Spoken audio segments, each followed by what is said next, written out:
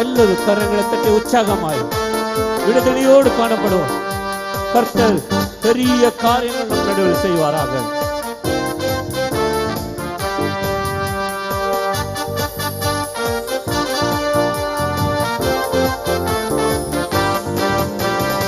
விண்ணப்பத்தை கேட்டீரையா, என் கண்ணீரை கண்டீரையா. என் விண்ணப்பத்தை கேட்டீரையா, என் கண்ணீரை கண்டீரையா. எனக்கு உதவி செய்தீரையா, உன் பிள்ளையாய் நான் வாழ்ந்திட. எனக்கு உதவி செய்தீரையா, உன் பிள்ளையாய் நான் வாழ்ந்திட. ஏன் கொல்லாம் தேவனே, சதகாலமும் உள்ளவரே. ஏன் கொல்லாம் தேவனே, நீர் என்றும் உயர்ந்தவரே.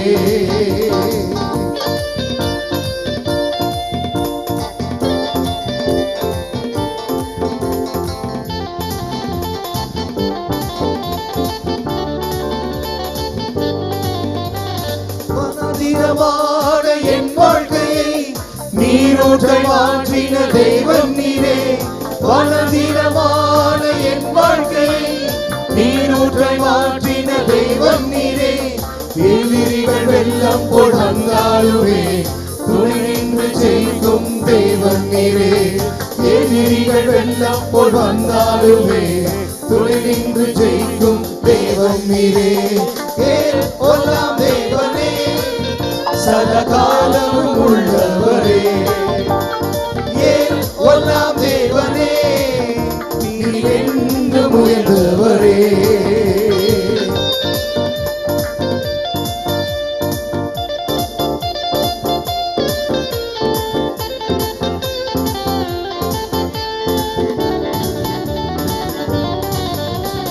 மலைகள் பர்வதங்கள் விலகினாலும் மாறாது ஒருபோதும் உம் கிருபை. மலைகள் பர்வதங்கள் விலகினாலும் மாறாது ஒருபோதும் உம் கிருபை. மரண இருளில் நான் நடந்தாலுமே பொல்லாப்புக்கு நான் பயப்படனே. மரண இருளில் நான் நடந்தாலுமே பொல்லாப்புக்கு நான் பயப்படனே. கொல்லாம் தேவனே, சதகாலமும் உள்ளவரே. ஏன் கொல்லாம் தேவனே, நீர் என்றும் உயர்ந்தவரே.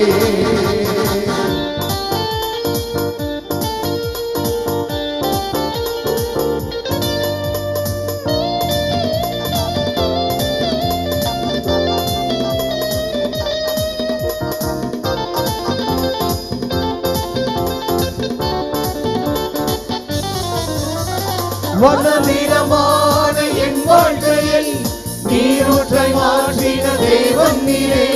வனதிரமான என் வாழ்க்கையை நீரூற்றை மாற்றின தேவன் நீரே.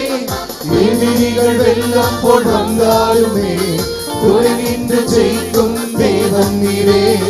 எதிரிகள் வெள்ளம் போல் வந்தாலுமே துணை நின்று ஜெயிக்கும் தேவன் நீரே. கொல்லாம் தேவனே, சதகாலமும் உள்ளவரே. ஏன் கொல்லாம் தேவனே, நீர் என்றும் உயர்ந்தவரே.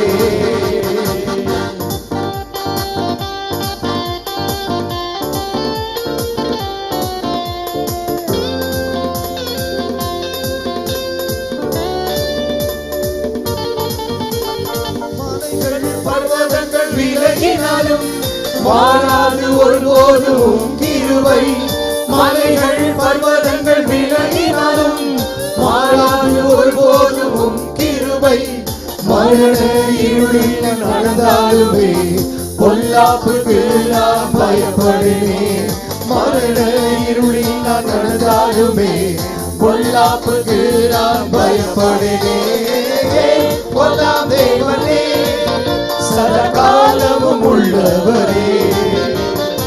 ஏன் கொல்லாம் தேவனே, நீர் என்றும் உயர்ந்தவரே. என் விண்ணப்பத்தை கேட்டீரையா, என் கண்ணீரை கண்டீரையா.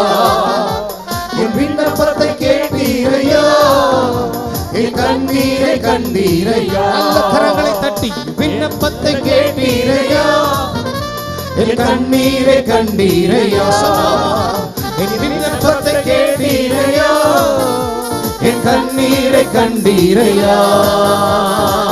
ஹல்லேலூயா, ஹல்லேலூயா. எல்லாம் கரங்களை கொட்டி ஆவியானவரே உம்மை வரவேற்கிறோம். எங்க உள்ளத்துல வாங்க, என்னை நடத்துங்க, என்னை அபிஷேகம் பண்ணுங்க. புதிய கிருபை எனக்கு தாங்க. இந்த ஆண்டுல புதிய நன்மைகளை எனக்கு தாங்க. புதிய ஆசீர்வாதங்களை தாங்க.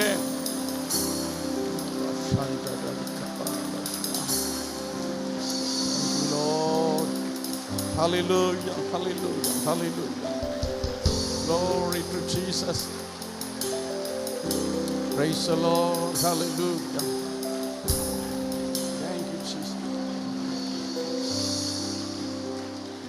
உயவனே உம் கையில் களிமண்ணா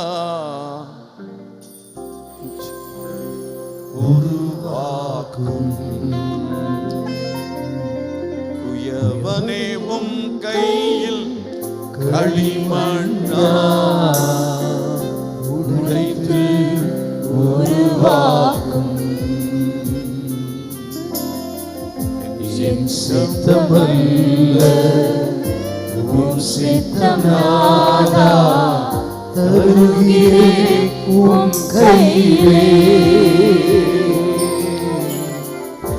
என் சித்தமல்ல உம் சித்தநாதா தருகிறேன் உம் கையிலே.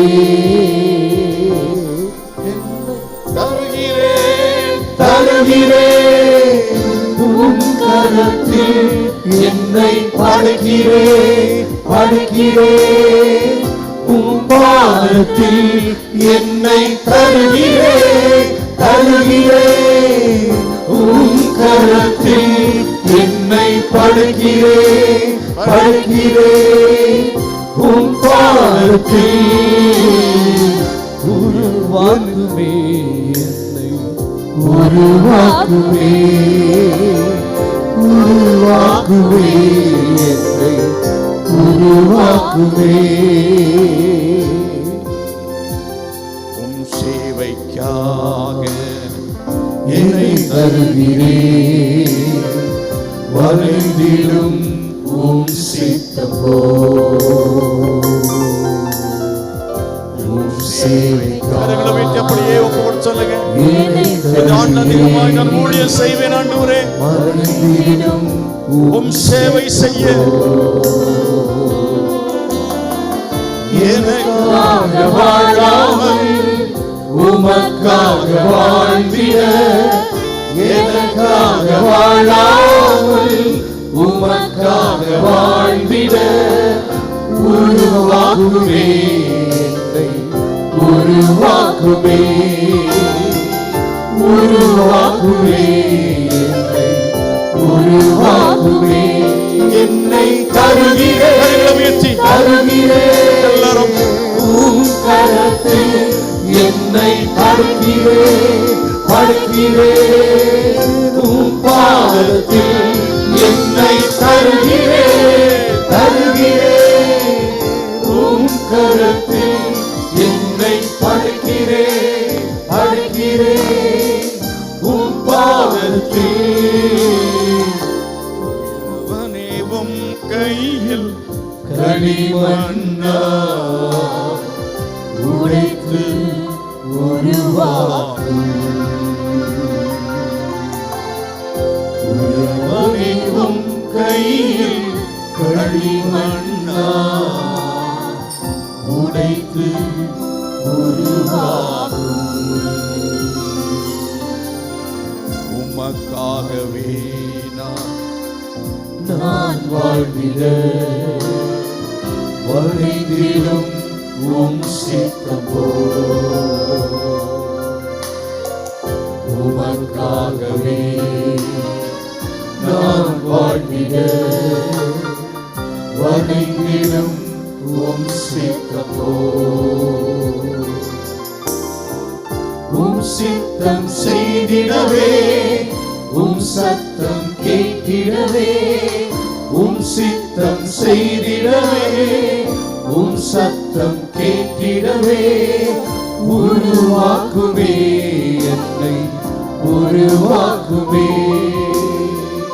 உருவாக்குமே என்னை உருவாக்குமே தருகிறேன் தருகிறேன் உம் கரத்தில் உயர்த்தி எல்லாரும் ஒப்பு கொடுத்தவங்கள பாடுவோமா? படைக்கிறேன் உம் பாதத்தில் என்னை தருகிறேன் தருகிறேன் உம் கரத்தில் என்னை படைக்கிறேன் படைக்கிறேன் உம் பாதத்தில் உம் கையில் களிமண்ணா உடைத்து உருவாக்கும். வாக்குத்தத்த செய்திக்காக ஏசாயா தீர்க்கதரிசியின் புஸ்தகத்தில் 53வது அதிகாரத்தை எடுத்துக்கொள்ளுங்கள். ஏசாயா தீர்க்கதரிசியின் புஸ்தகம் 53வது அதிகாரம். The book of prophet Isaiah, chapter 53. 54வது அதிகாரம். 54வது அதிகாரம். Sorry, it's chapter 54, book of Isaiah. 3வது வசனம். நீ வலது புறத்திலும் இடது புறத்திலும் இடங்கொண்டு பெருகுவாய். உன் சந்ததியார் ஜாதிகளை சுதந்தரித்துக் கொண்டு பாழாய் கிடந்த பட்டணங்களை குடியேற்றுவிப்பார்கள். For you will spread out to the right and to the left. Your descendants will dispossess nations and settle in their desolate cities. ஒரு நிமிஷம் கண்களை மூடி நம்ம ஜெபிப்போம். Let's close our eyes and pray. எங்களை நேசிக்கிற நல்ல பிதாவை நன்றியோடு உம்மை துதிக்கிறோம். Dear Lord, we thank you. இந்த நாளில் இம்மட்டும் உம்முடைய பிரசன்னம் எங்கள் மத்தியில் இருந்ததற்காக நாங்கள் உம்மை துதிக்கிறோம்.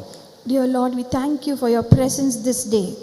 இந்த நேரத்தில் உம்முடைய வசனத்தின் மூலமாய் எங்களோடு கூட பேசுவீராக. Dear Lord, speak to us through your word. புது ஆண்டிலே நாங்கள் செய்ய வேண்டிய காரியங்களை எங்களுக்கு நீர் வெளிப்படுத்தும். Dear Lord, tell us what we should do in this new year. உம்முடைய வசனத்தில் இருந்து உம்முடைய வார்த்தைகளை பேசும்படி அடிமையை பலப்படுத்தும். Dear Lord, strengthen me so that I can speak your word. மொழிபெயர்க்கிற உம்முடைய மகளை நீர் அவளுக்கு உதவி செய்யும்படியாய் கேட்கிறேன். Dear Lord, help the translator also. இயேசுவின் நாமத்தில் பிதாவே. In the name of our Lord Jesus. Amen. Amen. இந்த ஆண்டு பெருக்கத்தின் ஆண்டு. This year is a year of multiplication. ஆண்டவர் சொல்கிறார் நீங்கள் பெருகுவீர்கள். Lord says you will multiply. எத்தனை பேர் விசுவாசிக்கிறீங்க? How many of you believe? நீங்கள் வலதுபுறம் இடதுபுறம் இடங்கொண்டு என்ன செய்வீர்கள்? பெருகுவீர்கள். For you will spread out to the right and to the left. தேவன் தாமே கொடுத்த வாக்குத்தத்தம். This is the promise which the Lord has given us. என்னுடைய வேத புத்தகத்தில் 1/4/99 என்று அதுக்கு பக்கத்தில் டேட்டு போடப்பட்டிருக்கிறது. In my Bible I have written it as 1/4/93. அதாவது 99ல் ஏற்கனவே இந்த வாக்குத்தத்த செய்தியை கர்த்தர் நம்முடைய சபை கொடுத்திருக்கிறார். In 99 God has already given us this promise verse. எத்தனை வருஷத்துக்கு பிறகு மன்னர் கொடுக்கிறார்? You know after how many years he reminds us? After 20 வருஷத்துக்கு பிறகு திரும்ப ஆண்டவர் சொல்றார். 99ல் கொடுத்ததின்படி கர்த்தர் பெருக பண்ணாரா இல்லையா? See, this verse was given in 99 and after 20 years he reminds us, and has he multiplied us or not? 99ல் தேவன் கொடுத்ததின்படி அதை ஒரு மடங்காக பெருக பண்ணார். You know, from 99 he has made us increase by நான் நினைக்கிறேன் one-fold. more than one fold, ஒரு மடங்கு கிட்டத்தட்ட 2 மடங்கு வரையிலும் பெருக பண்ணியிருக்கிறார். Not one-fold but more than 2 folds. இப்போ மறுபடியும் கர்த்தர் இந்த வாக்குத்தத்தத்தை கொடுத்திருக்கிறார். God has given us this promise again. ஆகவே இன்னும் ஆண்டவர் சீக்கிரத்தில் இனி 20 ஆண்டுக்குள்ள 2 மடங்கு அல்ல, தேவன் சீக்கிரமாகவே தேவன் நம்மை மறுபடியும் பெருக பண்ண போகிறார். Not within 20 years twofold, but soon he is going to increase us in number. இந்த விதமாக ஆண்டவர் நமக்கு இவ்வளவு பேர் இல்லை, இதற்கு மேலாக கர்த்தர் தந்திருக்கிறார். ஆனால் இன்றைக்கு இவ்வளோ பேர் இங்கே வந்திருக்கிறோம். கர்த்தர் தந்திருக்கிறதான ஆட்கள் ஆயிரங்கள் என்று சொல்லலாம். Not only the people who have been here, but God has given us thousands of people. ஒரு நாளில் ஆண்டவர் எனக்கு சொன்ன வாக்குத்தத்தத்தை கர்த்தர் அப்படியே நிறைவேற்றி இருக்கிறார். One day God gave me this promise and he has fulfilled it. கர்த்தர் சொன்னது என்னவென்றால், You know what the Lord told me? சின்னவன் 1000 சிறியவன் பலத்த ஜாதியுமாவான், கர்த்தராகிய நான் அதை ஏற்ற காலத்தில் செய்வேன் என்று ஆண்டவர் வாக்கு பண்ணினார். சின்னவன் 1000 சிறியவன் பலத்த ஜாதியுமாவான், கர்த்தராகிய நான் அதை ஏற்ற காலத்தில் செய்வேன் என்று சொன்னார். Isaiah chapter 60 22 verse 22. The least of you will become 1,000, the smallest a mighty nation. I am the Lord, and in its time I will do this swiftly. கரங்களை கர்த்தரை மகிமைப்படுத்துவோமா? Let's raise our hands and glorify the Lord. Hallelujah. Hallelujah. சின்னவன் 1000 சிறியவன் பலத்த ஜாதியுமாவான், கர்த்தராகிய நான் அதை ஏற்ற காலத்திலே செய்வேன், தீவிரமாய் செய்வேன் என்று சொன்னார். The least of you will become 1,000, the smallest a mighty nation. I am the Lord, in its time I will do this swiftly. ஆண்டவர் இந்த வார்த்தையை கொடுக்கிற சமயத்தில் ஒரு 100 பேர் தான் என்னுடைய மந்தையில் இருந்தாங்க. You know, when Lord gave me this promise, there were only 100 people in the congregation. 100 பேரை உடையவனாக இருக்கும் பொழுது கர்த்தர் இந்த வார்த்தையை கொடுத்தார். God gave me this promise when the congregation was only 100. அதிலிருந்து ஆண்டவர் ஆயிரங்களாக மாற்றி இருக்கிறார் என்றால் கர்த்தர் உண்மை உள்ளவர். You know, he has changed this from 100 to 1,000, which means our God is faithful. நம்புவதற்கு சில சமயத்தில் நமக்கு ஏதுவில்லாதிருந்தும் நாம் அதை நம்புவோம் என்றால், விசுவாசிப்போம் என்றால், கர்த்தர் அவருடைய வாக்கு தத்தத்தில் அவர் உண்மை உள்ளவராக இருந்து நிறைவேற்றுவார். When there is nothing to believe, if we still believe, God will fulfill his promise for us. Hallelujah. Hallelujah. ஆகவே தேவன் இன்றைக்கு கொடுத்திருக்கிற வாக்கு தத்தம் நிச்சயமாய் நிறைவேறும் என்பதை எத்தனை பேர் விசுவாசிக்கிறீங்க? How many of you have believed that God will fulfill his promise today for us? சபையில் ஆட்கள் பெருகிறத பற்றி தான் நீங்கள் சொல்கிறீங்க, அதுக்கு சம்பந்தம் இல்லையே. You say about the numbers increasing in the congregation, but what use is this to us? அப்படி நீங்கள் சொல்லலாம். Maybe you can think like that. ஆனால் ஆண்டவர் எல்லாருக்கும் சேர்த்து அதை சொல்கிறார். But God tells this for all of us. தேவன் தம்முடைய சபை பெருகும் என்பது மாத்திரமல்ல, God does not want the congregation alone to increase. சபை பெருகும்னா சபைக்குள்ள இருக்கிறவர்கள் நீங்க தானே. If the congregation has to increase, then you only are in the congregation. ஆகவே இந்த வாக்குத்தத்தம் சபைக்கு கொடுத்தால் சபைக்குள்ள இருக்கிற உங்களுக்கு அது சொந்தம். Though this promise has been given to the church, it means it is for you who are in the church. Praise the Lord. Hallelujah. Praise the Lord. Hallelujah. ஆண்டவர் வாக்குத்தத்தத்தை நிறைவேற்ற வேண்டும் என்று சொன்னால் நமக்கு சில நிபந்தனைகள் உண்டு. அந்த நிபந்தனைகளை நாம் என்ன செய்ய வேண்டும்? கைக்கொள்ள வேண்டும். அல்லேலூயா. If God has to fulfill his promise, there are certain conditions and we have to fulfill those conditions. இந்த 54வது அதிகாரத்திலே நாம் வாசிக்கும்போது சில எவைகளெல்லாம் பெருக வேண்டும் என்று சொல்லி இருக்கிறது என்றால் இவைகளெல்லாம் பெருக்கம் என்று சொல்லி இருக்கிறது என்கிறதை நம்ம பார்க்குறோம். முதலாவதாக people will be increase, அதாவது ஜனங்கள் பெருகுவார்கள். What are the things that should increase as per Isaiah chapter 54? The people will increase in number. ஒன்றாவது வசனம், பிள்ளை பெறாத மலடியே மகிழ்ந்து பாடு. வாசிக்க பார்க்கலாம் தமிழை. பிள்ளை பெறாத மலடியே மகிழ்ந்து பாடு, கர்ப்பவேதனை படாதவளே கம்பீரமாய் பாடி ஆனந்த சத்தமிடு. வாழ்க்கைப்பட்டவளுடைய பிள்ளைகளை பார்க்கிலும் அநாத ஸ்திரீயினுடைய பிள்ளைகள் அதிகம் என்று கர்த்தர் சொல்லுகிறார். Sing, O barren women, you who never bore a child, burst into song, shout for joy, you who were never in labor, because more are the children of the desolate women than of her who has a husband, says the Lord. Praise the Lord. Hallelujah. Hallelujah. ஆண்டவர் சொல்றாரு, உனக்கு பிள்ளைகளே இல்லைன்னா பிள்ளைகளை தருவேன்னு சொல்றாரு. The Lord says, if you don't have a child, I will give you children. ஆபிரகாமுக்கு ஒரு பிள்ளையும் இல்லாமல் இருக்கும் பொழுது வாக்கு பண்ணார். God gave this promise to Abraham when he did not have a child. ஆண்டவர் வாக்கு பண்ணபடியாகவே தேவன் அவனுக்கு ஏராளமாய் கொடுத்திருக்கிறார். Just as the Lord had promised, God gave him many children. அதே போல தேவன் உங்களுக்கு எனக்கும் தருவதற்கு வல்லமுள்ள தேவன். The same way the Lord can do for you and me. இந்த வசனத்துல கை வச்சு பிள்ளை இல்லாதவங்க எல்லாம் ஜெபம் பண்ணுங்க. Place your hands on this verse and pray those who do not have children. கர்த்தர் உங்களுக்கு பிள்ளைகளை அவர் தருவார். God will give you children. ஆண்டவர் ஆட்கள், அதாவது உங்களுக்கு சிநேகிதர்களை நிறைய பெருக பண்ணுவார். God will increase your friends. ஆண்டவர் அநேக உறவுகளை பெருக பண்ணுவார். God will increase your relations. ஆண்டவர் உங்களுக்கு நிறைய ஆத்துமாக்களையும் பெருக பண்ணுவார். God will give you many souls. இதுவரையிலையும் உங்களுக்கு நண்பர்களே இல்லாமல் இருந்திருக்கலாம். Maybe so far you might not have had friends. இந்த ஆண்டில் கர்த்தர் இங்கே நினைக்கலாம், எனக்கும் நண்பர்களுக்குமே சம்பந்தமே இல்லாமல் இருக்கிறது. Maybe you can think that for me and my friends there is no relationship at all. யாரும் என்னோட வந்து நெருங்க மாட்டேங்கிறாங்களே. Nobody comes close to me. யாரும் என் வீட்டில் வர்றவங்க திரும்ப வர மாட்டேங்கிறாங்களே. Those who come home do not come back again. யாருக்கு என்ன பிடிக்க மாட்டேங்குது. Nobody likes me. ஆனால் கர்த்தர் சொல்றாரு, ஆண்டவர் உங்களுக்கு ஜனங்களை தருவார். But the Lord says that He will give you many people. சபையை பற்றி நாம் பார்க்கிறோம். Here we see about the church. சபையே கர்த்தர், சபையிலே ஆண்டவர் ஜனங்களை தருவார். The Lord says that He'll give many people in the church. ஜனங்களை தேவன் அவர் தருவார் என்று சொல்லும் பொழுது ரட்சிக்கப்படாத ஜனங்களை கொண்டு வருவார் என்பதுதான் அர்த்தம். The meaning He will bring church people into the church means He will bring people who are not saved into this church. ரட்சிக்கப்படாத ஜனங்கள் சபையில நிறைய வரணும். People who are not saved should come to the church more. இன்னைக்கு எத்தனை பேர் இந்த இடத்துக்கு புதிதாக வந்திருக்கிறாங்க அப்படின்னு கேட்கும் பொழுது ஒரு சிலர் மாத்திரம் அங்கே எழுப்பி நின்றதை பார்த்தோம். When we asked how many newcomers are there, we saw a few of them. Christmas நாளிலே நிறைய பேர் வந்தாங்க. During Christmas there were many people. சாயங்காலம் நான் நினைக்கிறேன் கிட்டத்தட்ட ஒரு 500 பேருக்கு மேலே புதிய ஆட்கள் வந்திருப்பார்கள். In the evening more than 500 people had come.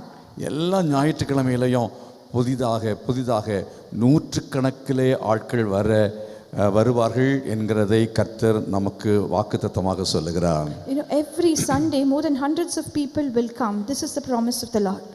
அவங்க வரும் பொழுது நம்ம அவர்களை நல்லா வரவேற்று அவங்களை ஏற்றுக்கொள்ளணும். When they come we should welcome them well and accept them.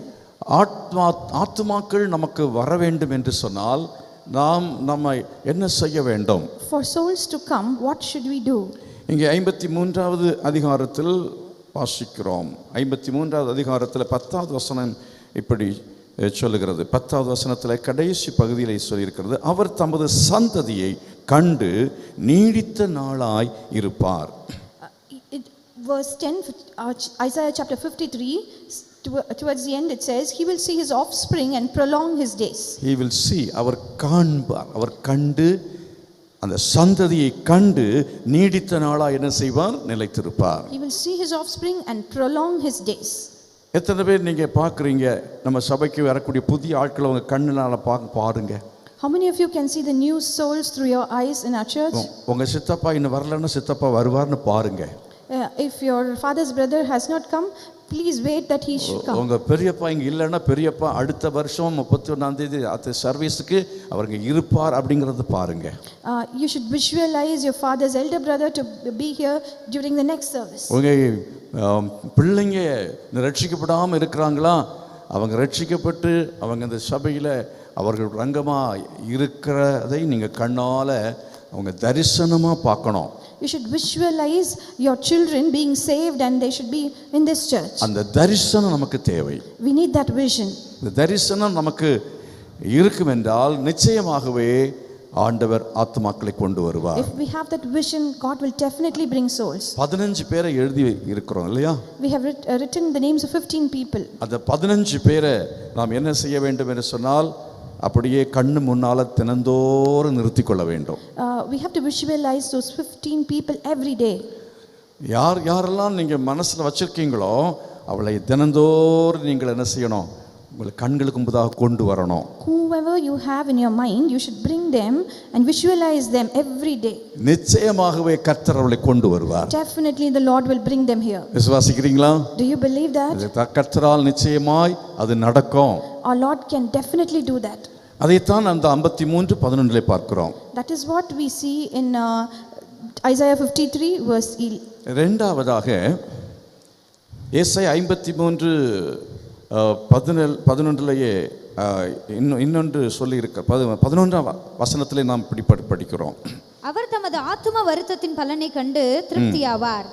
என் தாசனாகிய நீதிபரர் தம்மை பற்றும் அறிவினால் அநேகரை நீதிமான்களாக்குவார். அவர்களுடைய அக்கிரமங்களை தாமே சுமந்து கொள்வார். After the suffering of his soul, he will see the light of life and be satisfied. By his knowledge, my righteous servant will justify many, and he will bear their iniquities. By his knowledge, அவருடைய தம்மை பற்றும் அறிவினால் என்று சொல்லியிருக்கிறது. It's by his knowledge. அவருடைய அறிவினால் அநேகரை நீதிமான்களாக்குவார். He will make many people righteous. அநேகர் நீதிமான்களாக்கப்பட வேண்டும் என்று எத்தனை பேர் விரும்புகிறீர்கள்? How many of you want many righteous people? அநேகரை நீங்கள் ஆத்ம ஆதாயம் செய்ய வேண்டும் என்று சொன்னால், அநேகர் ஆதாயப்படுத்தப்பட வேண்டும் என்று சொன்னால், அல்லது அநேக நண்பர்கள் ஆக்கப்பட வேண்டும் என்று சொன்னாலும் சரி, அநேகரின் உறவினர் ஆக்க வேண்டும் என்று சொன்னாலும் சரி, அறிவினால் நடக்கும். ஆமென். If you need to have many friends and many souls, that will be done by knowledge. ஆங்கிலத்திலே இன்னொரு மொழிபெயர்ப்பில் சொல்லப்பட்டிருக்கிறது, by his anguish he will be satisfied and because of his experience என்று எழுதப்பட்டிருக்கிறது. அதாவது அனுபவத்தினாலே, அனுபவம் என்று சொல்லியிருக்கிறது. In another translation it has been translated as experience. நம்ம ஆத்மாக்களோடு ஆட்களோடு பழகுகிற அந்த அனுபவம் இருக்கிறது பாருங்க, அது நமக்கு என்ன செய்யும் என்றால் இந்த வாக்குத்தத்தத்தை நிறைவேற செய்யும். The way we move with people, that will make this promise to be fulfilled. என்ன எக்ஸ்பீரியன்ஸ், என்ன அனுபவம்? What is that experience? ஆட்கிட்ட பார்த்து பேசுறதே ஒரு அனுபவம் தானே. To talk to people, that itself is an experience. ஆட்கிட்ட பேசுறதுங்கிறது ரொம்ப தயக்கமான விஷயம். To talk to people, we are little reluctant. நான் ரொம்ப தயங்குற ஆள் தான். I am a person who is very hesitant. நான் இருக்கிற இடத்துல ஒரு எனக்கு வீட்டுக்கு முன்னால ஒரு டாக்டர் ஒருத்தர் இருக்கார். In front of my house there is a doctor. நான் கதவை திறந்து வெளியே வரும்போது சப்போஸ் அவர் என்னை பார்த்துட்டான்னா ஓடிடுவார். When I open the door and come out, if he sees me, he just walks off. ரெண்டு பேரும் நல்லா படிச்சவங்க தான். They are well educated people. நாங்க வெளியே வந்து அங்க ஓடிடுவாங்க, எங்கே எஸ்கேப் ஆயிடுவாங்க. When we come out, they just go away from us. எங்க பார்க்கவே மாட்டாங்க. They don't like to meet us. ஒரு நாள் நான் யோசித்தேன், one day I thought like this, இவர் எப்படியாவது என்ன செய்யணும், பிடிச்சிடணும். Somehow I should meet them. அப்போ நான் கீழே காரில் வரும்போது அங்கே இவர் அப்படியே வாக்கிங் பண்ணிட்டு இருந்தார், நடந்துக்கிட்டே இருந்தார். When I was traveling by car, he was taking a walk. அப்படியே நின்றுட்டே இருந்தேன். I was waiting. இந்த பக்கமாக வர சமயத்தில் நான் ஓடி பக்கத்தில் போனேன்.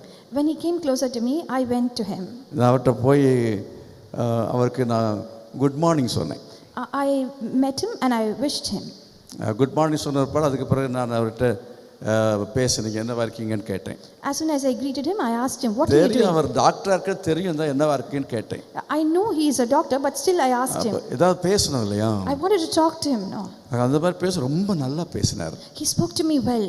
அதுக்கு பிறகு என்னை பார்த்த உடனே விஷ் பண்ணுவார். After that, as soon as he saw me, he greeted me. அங்கே இருக்கிற ஒவ்வொரு ஆட்களும் அப்படியே தான் என்ன செய்கிறாங்கன்னா, முதல்ல நான் நினைத்த அவங்கெல்லாம் ஒருவேளை எனக்கு விரோதிகளாக இருப்பாங்களோன்னு நினச்சேன். Initially I thought maybe they are my enemies. எனக்குள்ள ஒரு தவறான எண்ணம் என்னன்னா, நம்ம கிறிஸ்தவங்களா இருக்கிறவங்களுக்கு பிடிக்கலையோன்னு நினச்சேன். I had a false notion that because I am a Christian, they don't like me. ஆனால் இப்போ என்னை எல்லாருமே என்ன செய்ய பார்த்து விஷ் பண்ணுறாங்க. But now whoever sees me wishes me. MLA வர விஷ் பண்ணுறார். Even an MLA greets me. ஆமாம், அவங்களுக்கெல்லாம் இப்போ என்னென்னா சுவிசேஷத்தை எப்படியாவது சொல்லணும். No, one thing I want to proclaim the good news to them. ஆகவே நம்ம ஆட்களோடு பழகுகிற காரியத்திலே ஒரு அனுபவமாக்கி கொள்ளணும். So we should make these relationships an experience. அவ்விதமாய் நாம் ஆட்களை அறிந்து கொள்ள வேண்டும். நம்மை அந்த அறிவினாலே, தம்மை பற்றும் அறிவினாலே அவர் அநேகரை நீதிமான்களாக்குவார் என்று சொல்லி இருக்கிறது. It's by his knowledge my righteous servant will justify many. அறிவினாலே என்று சொல்ற சமயத்தில் அவர்களோடு நம்ம அவர்களை அறிமுகமாகி அறிந்து கொள்ளுகிற அறிவு. The knowledge means to know about them. அது மாத்திரமல்ல, நம்ம அறிவோடு என்ன செய்ய வேண்டும், ஆட்களிடத்தில் பழகணும். Not only that, we should move with people with intelligence. நம்ம அறிவோடு பழகவில்லை என்று சொன்னால் ஆத்துமாக்களை ஆதாயம் பண்ண முடியாது. If we don't have that ability, then we cannot win souls. அவ்விதமாய் நாம் அறிவோடு பழக கர்த்தர் நமக்கு கிருபை தருவாராக. So God should give us the grace for that ability. ஆண்டவர்ட்ட கேளுங்க. Please ask the Lord. நல்ல கையை வைத்து ஆண்டவர்ட்ட கேட்போம். Let's raise our hands and ask the Lord. ஆண்டவரே எனக்கு தரிசனத்தை தாங்க. Lord, give us a vision. எனக்கு அந்த அறிவை தாங்க. Lord, give us that knowledge. எனக்கு என்னுடைய கூடாரம் அது விசாலமாகணும். My tent should be wide. எனக்கு ஆத்துமாக்கள் நிறைய வேணும். Lord, I want many souls. 2020 எனக்கு நிறைய ஆத்துமாக்களை தர வேண்டும். Lord, in 2020 you have to give us many souls. கர்த்தர் நிச்சயமாய் நமக்கு உதவி செய்வார். Our God will definitely help us. விசுவாசிக்க தேவ பிள்ளைகள் கரங்களை கொட்டி கர்த்தரை மகிமைப்படுத்துவார். Those who believe, let's clap our hands and praise God. ஏசாயா தீர்க்கதரிசியின் புத்தகம் 53ஆம் அதிகாரம் 12ஆம் வசனம். அவர் தம்முடைய ஆத்துமாவை மரணத்தில் ஊற்றி அக்கிரமக்காரரில் ஒருவராக எண்ணப்பட்டு அநேகருடைய பாவங்களை தாமே சுமந்து அக்கிரமக்காரருக்காக வேண்டிக் கொண்டது நிமித்தம் அநேகரை அவருக்கு பங்காக கொடுப்பேன், பலவான்களை அவர் தமக்கு கொள்ளையாக பங்கிட்டுக் கொள்வார். Praise the Lord. சத்தமா சொல்லுங்க ஹல்லேலூயா. Therefore I will give him a portion among the great, and he will divide the spoils with the strong, because he poured out his life unto death and was numbered with the transgressors, for he bore the sins of many and made intercession for the transgressors. அநேகரை அவருக்கு பங்காக கொடுப்பேன். He will give a portion among the great. பலவான்களை அவர் தமக்கு கொள்ளையாக பங்கிட்டுக் கொள்வார். He poured out his life unto death and numbered with the transgressors. He will divide the spoils with the strong, for he bore the sins of many and made intercession for the transgressors. Praise the Lord. Hallelujah. Hallelujah. சத்தமா கர்த்தரை மகிமைப்படுத்துவோமா? Hallelujah. பலவான்களை கர்த்தர் தருவார். God will give us strong people. பெரிய பெரிய ஆட்களை கர்த்தர் தருவார். God will give us people in high positions. எத்தனை பேர் விசுவாசிக்கிறீங்க? How many of you believe? ஒரு காலத்துல சபை ஆரம்பிக்கும் பொழுது In the beginning, when I started this church, சைக்கிள்ல தான் வந்துட்டு இருந்தாங்க ஆட்கள். people used to come only by cycle. ஒருத்தரா ஸ்கூட்டர்ல வர மாட்டாங்களான்னு ஜெபம் பண்ணேன். I prayed at least one person should come by a இப்ப scooter. ஸ்கூட்டர் கணக்கு இல்ல. Now we don't have a number of the இப்ப scooters. கார்களுக்கும் கணக்கு இல்ல. There is no number of the cars coming here. கர்த்தர் நம்முடைய ஜெபங்களை கேட்கிறவர். Our Lord hears our prayers. நம்மையும் பலவான்களா மாற்றுவார். God will make us a strong people. எம்எல்ஏக்கள் ரட்சிக்கப்படட்டும். Let the MLAs be saved. எம்பிக்கள் ரட்சிக்கப்படட்டும். Let the MPs be saved. மந்திரிகளா ரட்சிக்கப்படட்டும். Let all the ministers be saved. எப்படி சேலத்துல மந்திரி இருக்க மாட்டாங்களோ? Will there not be any minister in Salem? Chief minister இந்த ஊர்க்காரர் தான். Even the CM is from this place. அவரே நம்ம சபையில வந்து ஞானஸ்நானம் எடுப்பார்னு எத்தனை பேர் விசுவாசிக்கிறீங்க? How many of you believe that our CM will be baptized in our church? Hallelujah. Hallelujah. யாராவது நீங்க சொப்பனத்துல நினைச்சு பாத்தீங்களா நம்ம ஊர்ல இருந்து ஒரு சிஎம் வருவாருன்னு? Did you even dream that there will be a CM from our இதெல்லாம் நம்ம city? ஜெபத்தினால் நடந்துகிட்டு இருக்கு. It's only because of our prayers. அதனால தான் சேலம் வந்து என்ன செய்கிறது? அழகு சேலமா மாறிட்டு இருக்கு. That is why the city Salem is being beautified. கர்த்தர் பலவான்களை கொள்ளை பொருளாக தருவார். God will give us strong people. ஆனா என்ன செய்யணும்? But what should we do?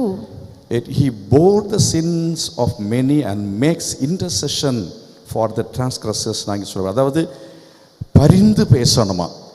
You know what we should do? We should plead for them. அதாவது பரிந்து பேச இன்டர்சீட் பண்ணணும். பரிந்து பேச வேண்டியது அவசியமாக இருக்கிறது. It means we should intercede for them. சும்மா நம்ம காரியங்களுக்காக ஜெபம் பண்றோம், நல்லது. We pray for ourselves, that's good. சாப்பாட்டுக்காக உடைக்காக ஜெபம் பண்றோம். We pray for food, we pray for clothes, that's அதனால ஆத்துமாக்களுக்காக நம்ம ஜெபம் பண்றோமா? But are we praying for the souls? அந்த 15 பேர் நம்ம மனசுல வச்சிருக்கிறோமே, அவங்கள என்ன செய்யணும்? தினந்தோறும் சொல்லி ஆண்டவருடைய சமூகத்துல நம்ம பரிந்து பேசணும் ஆண்டவர்ட்ட. We have those 15 people in our mind. Every day we should intercede for them. ஆண்டவரே ஒருத்தர் கூட நரகத்துக்கு போக கூடாது. Lord, not even one soul should go to hell. அவங்க எல்லாம் ரட்சிக்கப்படணும். All of them should be saved. இந்த தேவனுடைய சமூகத்திலே நாம் முழங்கால் நின்று அவங்களுக்கு கண்ணீரோடு ஜெபம் பண்ணணும் என்றால், If we kneel down in the presence of the Lord and pray with weeping, 100% நான் உறுதியாக சொல்லுகிறேன், 100% I can promise you, நான் யாருக்கெல்லாம் ஜெபம் பண்றோமோ அவங்க எல்லாரும் ரட்சிக்கப்படுவாங்க. for whomever we pray, they will be saved. விசுவாசிக்கிற மக்கள் கரங்களை வைத்து கர்த்தரை மகிமைப்படுத்துங்க. Those who believe, raise your hands. And நான் ஏற்கனவே சொல்லி இருக்கிறேன் நினைக்கிறேன். I have already told you, எங்க சொந்த ஊர்ல, in my own native place, கிராமத்துல, in a village, எங்க வீட்டுக்கு முன்னால in front of my house, ஒரு மோசமான area. it was not a good place. சாராயம் விற்கப்படுகிற இடம். That was a place where liquor was sold. அங்க நான் போறது கிடையாது. I don't go there. அதை தாண்டி அநேக வீடுகளும் உண்டு. There are many houses beyond that. நாங்கள் ரட்சிக்கப்பட்ட போது, When I was saved, நாங்கள் ஜெபிக்கிற வேளையில when we were praying, வேற ஒன்றும் ஜெபம் பண்ண மனசுல வராது. nothing else came to my mind to pray. சொந்தக்காரங்களுக்கெல்லாம் ஜெபம் பண்ணுவோம். I will pray for all my relatives. நானும் இன்னொரு வாலிபனும், Myself and another young man. அந்த ஊர்ல உள்ளவங்களுக்கெல்லாம் அந்த பக்கத்துல எல்லாருக்காக ஜெபம் பண்ணுவோம். I used to pray for all the neighbors. முழங்கால நின்று மணிக்கணக்கா ஜெபம் We பண்ணுவோம். used to kneel down and pray for many hours. யாருக்காகலாம் ஜெபம் பண்ணணும், For whomever I prayed, அந்த சொந்தக்காரங்கெல்லாம் ரட்சிக்கப்பட்டாங்க. all those relatives were saved. அந்த ஏரியாவில் உள்ள மக்களுக்காக ஜெபம் பண்ண பாருங்க, I prayed for those people in that area. அவங்க எல்லாம் ரட்சிக்கப்பட்டு All of them were saved. இப்ப அந்த இடம் சாராயம் பிசினஸ் சென்டர் அல்ல. And today that place is not a center for a liquor sale. Assemblies of God சபை அங்க இருக்கிறது. There is an Assemblies of God church there. அந்த ஏரியாவிலேயே ஒரு பெரிய சபையா மாறிடுச்சு. இப்போ That is a big church in that area. அந்த இடத்துல சொந்தமாவே வாங்கிட்டாங்க. They have bought that place. அதுக்கு பின்னால ஒரு பெரிய ஒரு குன்று ஒன்று உண்டு, ஒரு சின்ன ஒரு Sirumalai. Beyond that there is a hill. அங்கதான் நான் ரட்சிக்கப்பட்ட இடம். There only I was saved. அந்த இடத்துல நிறைய தூக்கு போட்டு என்ன செய்ய வேணா சாகிற இடம். Many people hang themselves and committed suicide there. ஆனா இப்போ இனி அங்க சாக முடியாது. But now nobody can die there. அது அந்த சர்ச் அவங்க சொந்தமா 1 கோடி கொடுத்து வாங்கிட்டாங்க. That church has bought that place by giving 1 crore rupees. கரங்களை கொட்டி கர்த்தரை மகிமைப்படுத்துவோமா? Clap your hands and magnify the Lord.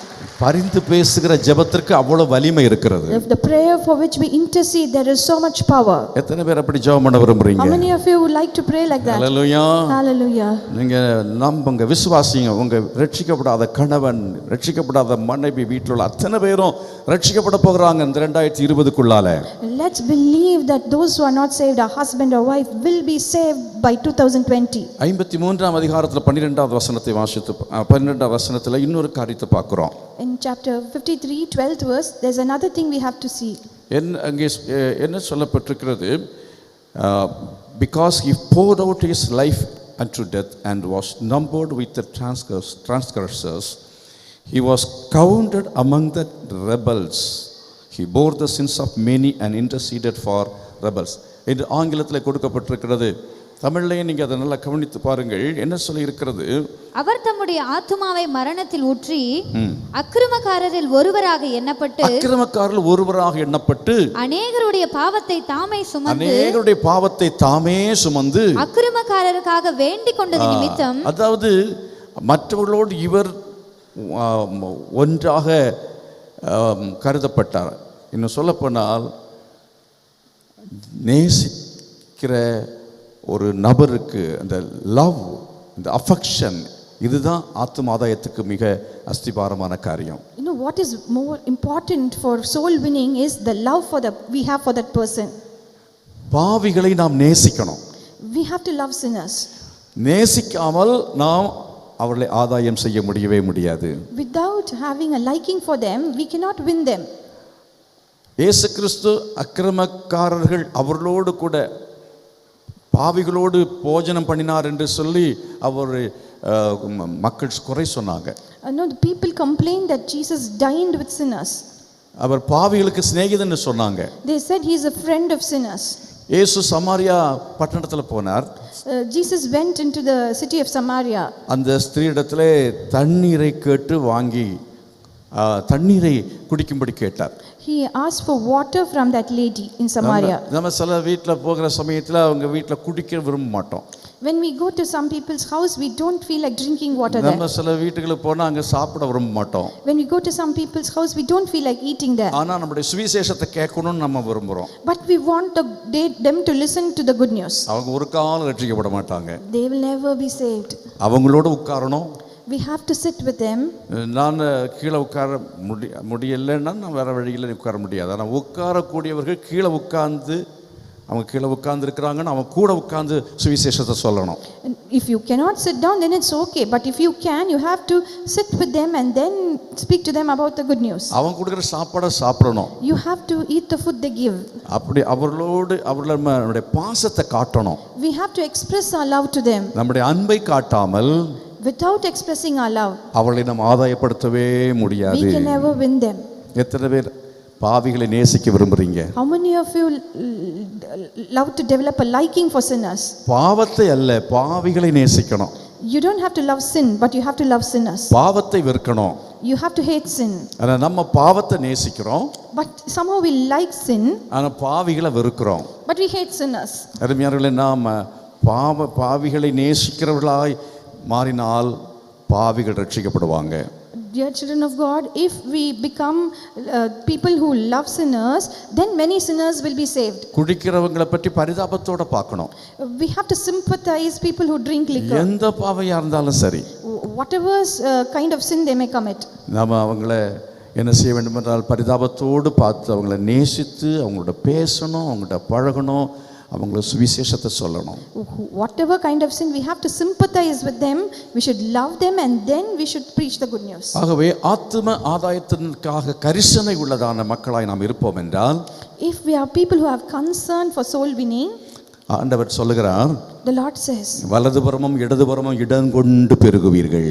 the Lord says that we will increase towards the right as well as to the left. யார் யாரெல்லாம் ஆத்தும ஆதாயத்தின் மேல கரிசனை உங்களுக்கு இருக்கோ, Whoever has concerned about winning souls, உங்கள் குடும்பத்தையும் கர்த்தர் அப்படி ஆசீர்வதிப்பார். your family will be blessed that way. கர்த்தர் உங்களை சொல்றாங்க, உங்களை வலதுபுறம் இடதுபுறம் இடங்கொண்டு பெருகுவீர்கள். The Lord says that you will multiply towards the left as well as to the right. ஏதோ ஆத்தும ஆதாயத்தில் கொஞ்சம் ஒரு கரிசனை இருக்கிறதுனால என்ன தெரியல, ஆண்டவர் என்னையும் வலதுபுறம் இடதுபுறம் இடங்கொண்டு பெருகி செய்து கொண்டிருக்கிறார். Maybe because I have a concern for soul winning, God has made me increase towards the right as well ஆண்டவர் as the left. குடும்பத்தையும் அவர் ஆசீர்வதிக்காமல் இல்லை, The Lord has not only blessed my family, என்னையும் கர்த்தர் ஆசீர்வதிக்காமல் இல்லை. God has blessed me also. ஒருவேளை ஒரு சின்ன வீடா இருக்கலாம், Maybe you have a small house. கர்த்தர் 2020 ஒரு பெரிய வீடா கொடுக்க முடியும். God can make it a big house in 2020. குடிசையா இருக்கலாம், Maybe it's a hut. கர்த்தர் உங்களை நல்ல மாடி வீடு தர முடியும். God can give you a big building. நம்ம சபையில் அப்படி எத்தனை பேர் கர்த்தர் கொடுத்திருக்கிறாரு?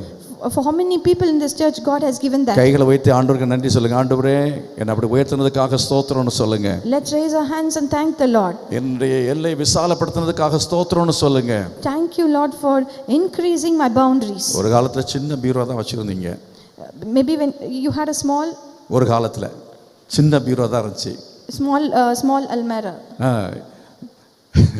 இப்போ உங்களுக்கு என்னன்னா துணி வைக்கிறதுக்கு இடமே பத்த மாட்டேங்குது இல்லையா?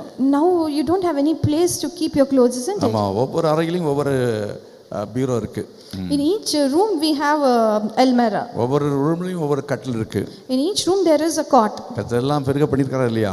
God has increased everything, isn't it? ஆஸ்திகளை பெருக பண்ணிருக்காரா இல்லையா? God has increased your wealth, isn't it? இன்னும் பெருக பண்ணுவாரா பண்ண மாட்டாரா? Will he not increase more? ஒரு காலத்துல வாடகை சைக்கிள்ல நான் போயிருக்கேன்.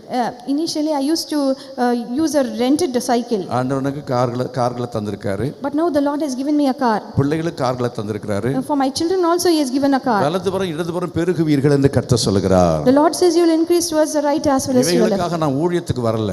I did not come for ministry because of these things. ஊழியத்தை நேசித்தால், But if we love the ministry, கர்த்தர் நம்மை வலதுபுறம் இடதுபுறம் இடங்கொண்டு பெருகும்படி செய்வார். the Lord will make us increase towards the right as well as to the left. ஏசாயா தீர்க்கதரிசியின் புத்தகம் 54 அதிகாரம் 1வது வசனம்.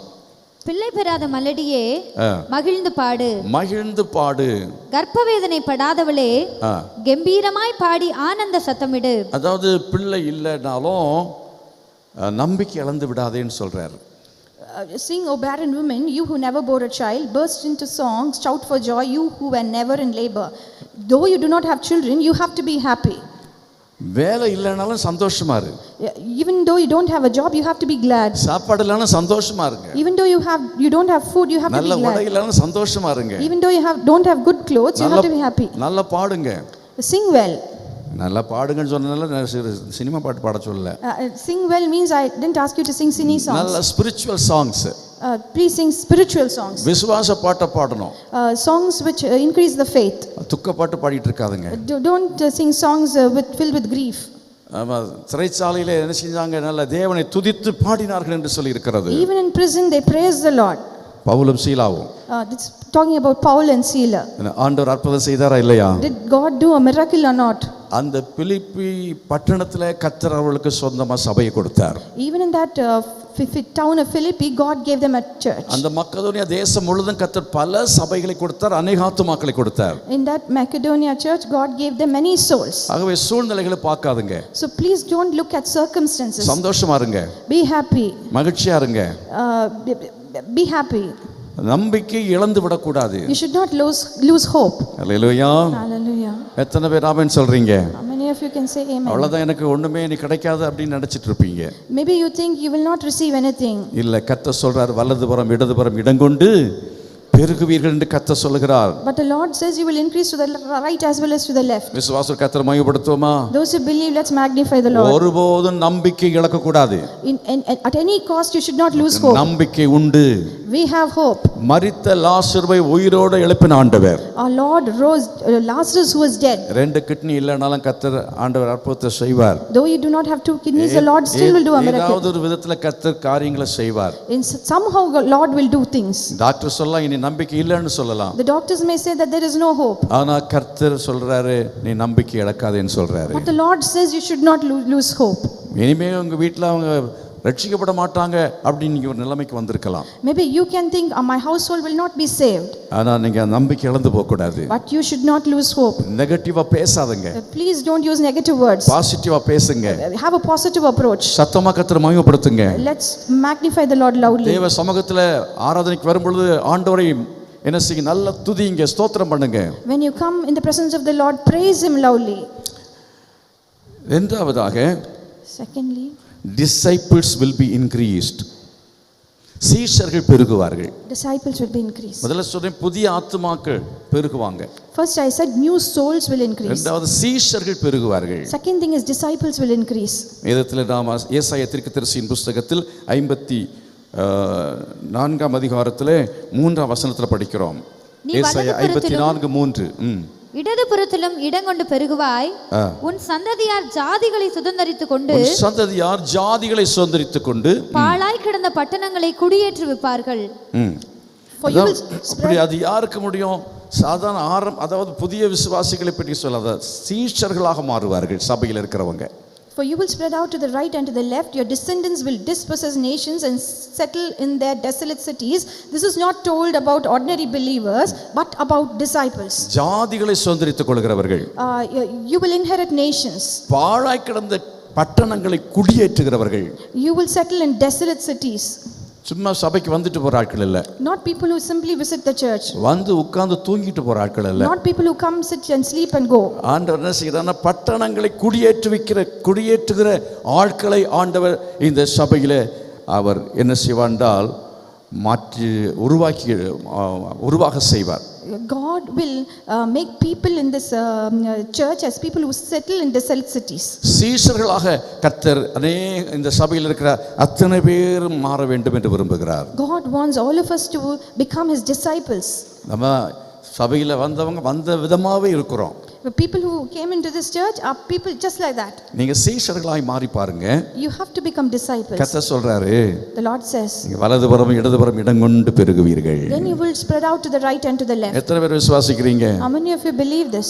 வந்த வண்ணமாகவே இருந்தீங்கன்னா வலதுபுறம் இடதுபுறம் பெருக மாட்டீங்க. If you are just like as you came, then you cannot increase. 10 வருஷத்துக்கு முந்தி இருந்த மாதிரியே தான் நான் இருக்கிறோம்னு சொல்றவங்க எத்தனை பேர்? How many of you can say that I am just as I came 10 years back? ஏன்னா இயேசு நேற்று இன்றும் என்றும் மாறாதவராய் இருக்கிறார். Because Jesus Christ is the same yesterday, today and forever. ஆகவே நானும் நேற்று இன்றும் என்றும் மாறாதவராய் இருக்கிறேன். So also I also will not change yesterday, today and forever. அப்படின்னு சொல்றவங்க கை வைத்து காட்டுங்க பார்க்கலாம். So please raise your hands those who say that. ஒருத்தருமே இல்லையா? Not only one person. சந்தோஷம். I'm happy. ஆனா உண்மைதானன்னு பார்க்கலாமே. But let's see if it is true. அதாவது சீஷர்கள் அப்படின்னு சொன்னா அவங்களுடைய காரியத்தை தன்மைகளை வேதத்தில் நம்ம பார்க்கிறோம். Let's see what are the conditions for அவங்க எப்படி discipleship. இருப்பாங்க என்று சொல்லப்பட்டிருக்கிறது. We'll see what is the nature of them. மத்தேயு சுவிசேஷம் 5ஆம் அதிகாரம் 1-2 வசனங்கள். மத்தேயு சுவிசேஷம் 5ஆம் அதிகாரம் 1-2 வசனங்களிலே நாம் அங்கே வாசிக்கிறோம். அவர் திரளான ஜனங்களை கண்டு மலையின் மேல் ஏறினார். அவர் உட்கார்ந்த பொழுது அவருடைய சீஷர்கள் அவரிடத்தில் வந்தார்கள். அவருடைய சீஷர்கள் அவரிடத்தில் வந்தார்கள். சீஷர்கள் என்ன செய்வார்கள்? அவர் உபதேசத்தை கேட்கும்படி வருவார்கள். Now when he saw the crowds, he went up on a mountainside and sat down. His disciples came to him. Why did the disciples come? To listen to him. இயேசு வந்து உட்கார்ந்த உடனே அவர்கள் அவரிடத்தில் வந்து உட்கார்ந்தார்கள். As soon as Jesus sat down, they came close to him and sat. எப்பெல்லாம் சமயம் கிடைக்குமோ அப்பெல்லாம் இயேசுடைய வசனத்தை கேட்பதற்கு ஆவலாய் வந்து உட்கார்வார்கள். Whenever there was time, they were very eager to listen to the words of Jesus. உபதேசங்களை, தேவனுடைய வசனங்களை, ஆழமான சத்தியங்களை கைக்கொள்ளுகிறவர்களுக்கு தான் சீசர்கள் என்று பெயர். You know, those who listen to his teaching and those who follow his teaching, only they are called his disciples. வேத புத்தகத்தை ஆழமாய் யார் படிக்கிறார்களோ அவர்கள் தான் சீஷர்கள். Those who meditate upon the word of God, only they are the disciples. எங்க வீட்ல Bible இருக்குன்னு சொல்றவர்கள் சீஷர்கள் அல்ல. Those who say we have a Bible at home, they are not disciples. நான் வாக்குத்தத்தத்தை மாத்திரம் விரும்புகிற ஆள் அப்படின்னு சொன்னா அவன் சீஷன் கிடையாது. Those who only believe the promise, then they are not disciples. சிலருக்கு வாக்குத்தத்தம் தான் மட்டும்தான் பிடிக்கும். Some people only like the promise from the Lord. அவருடைய கட்டளைகள் பிடிக்கிறது இல்ல. They don't like his commands. அவன் சீஷன் கிடையவே கிடையாது. They are not disciples at all. நிறைய பேர் பார்த்தீங்கன்னா வாக்குத்தத்தத்துக்காகவே சர்ச்சுக்கு போறாங்க. Many people go to church just to receive the promise from him. இன்னைக்கு வீட்ல போனோம்னா நிறைய தேடுவாங்க யூடியூப்ல. Today they will go home and search in the YouTube for many promises from the Lord. அவங்க என்ன வாக்குத்தத்தம் சொன்னாங்க? What did he say? இவங்க என்ன வாக்குத்தத்தம் சொன்னாங்க? What promise did he give? அப்படின்னு தேடுவாங்க. They will search for promises. தேடிட்டு அப்புறம் எல்லாத்தையும் எனக்கு அனுப்பி வைப்பாங்க. After searching, then they will send all the promises back to me. அதுக்கு அர்த்தம் என்னன்னா என்ன முட்டாளாக்குற மாதிரி இருக்கும். You know what is the meaning of that? எனக்கு ஒண்ணும் To make a fool of me. எனக்கு ஒண்ணும் தெரியாதது மாதிரி. It means that I do not know anything. வாக்குத்தத்தங்களை அல்ல. It's not promises. நாம கட்டளைகளை அதிகமா நேசிக்கணும். We have to love his commands more. வாக்குத்தத்தங்கள் தானாகவே நிறைவேறும். The promises will be fulfilled by itself. எத்தனை பேர் விசுவாசிக்கிறீங்க? How many of you believe this? ஆகவே வேத அறிவிலே வளருகிறவர்கள் அவர்கள்தான் சீஷர்கள். Those who increase in the knowledge of the Lord, only they are the disciples. அவர்களை பார்த்து கர்த்தர் சொல்லுகிறார், The Lord tells them, வலதுபுறமும் இடதுபுறமும் இடங்கொண்டு பெருகுவாய். He says, you will spread to the right and the left. அப்போஸ்தலர்களின் புத்தகத்தில் 8ஆம் அதிகாரம் 4வது வசனத்தை வாசித்து பாருங்கள். அப்போஸ்தலர் 8:4, யார் சீஷர்கள் என்று சொன்னால் சிதறி போனவர்கள், சுவிசேஷத்தை அறிவிக்கிறவர்கள் சீஷர்கள். வசனத்தை எல்லாம் வாசிக்க நமக்கு நேரம் கிடைக்காது, நான் அப்படியே வேகமாக சொல்லிட்டு போறேன். சுவிசேஷத்தை அறிவிக்கிறவர்கள் அவர்கள் சீஷர்கள். வாசிங்க. Who are the disciples? Those who preach the good news, they are the disciples. அது வசனத்தை வாசிங்க பார்க்கலாம், எல்லாரும் கவனிங்க. சிதறி போனவர்கள் எங்கும் திரிந்து, சிதறி போனவர்கள் எங்கும் திரிந்து சுவிசேஷ வசனத்தை பிரசங்கித்தார்கள். சுவிசேஷ வசனத்தை பிரசங்கித்தார்கள். Those who had been scattered preached the word wherever they went. அவ்வளவு கஷ்டத்தின் மத்தியிலே, சிதறப்பட்ட நிலைமையிலே அவர்கள் சுவிசேஷத்தை பிரசங்கம் பண்ணதை கைவிடவே இல்லை.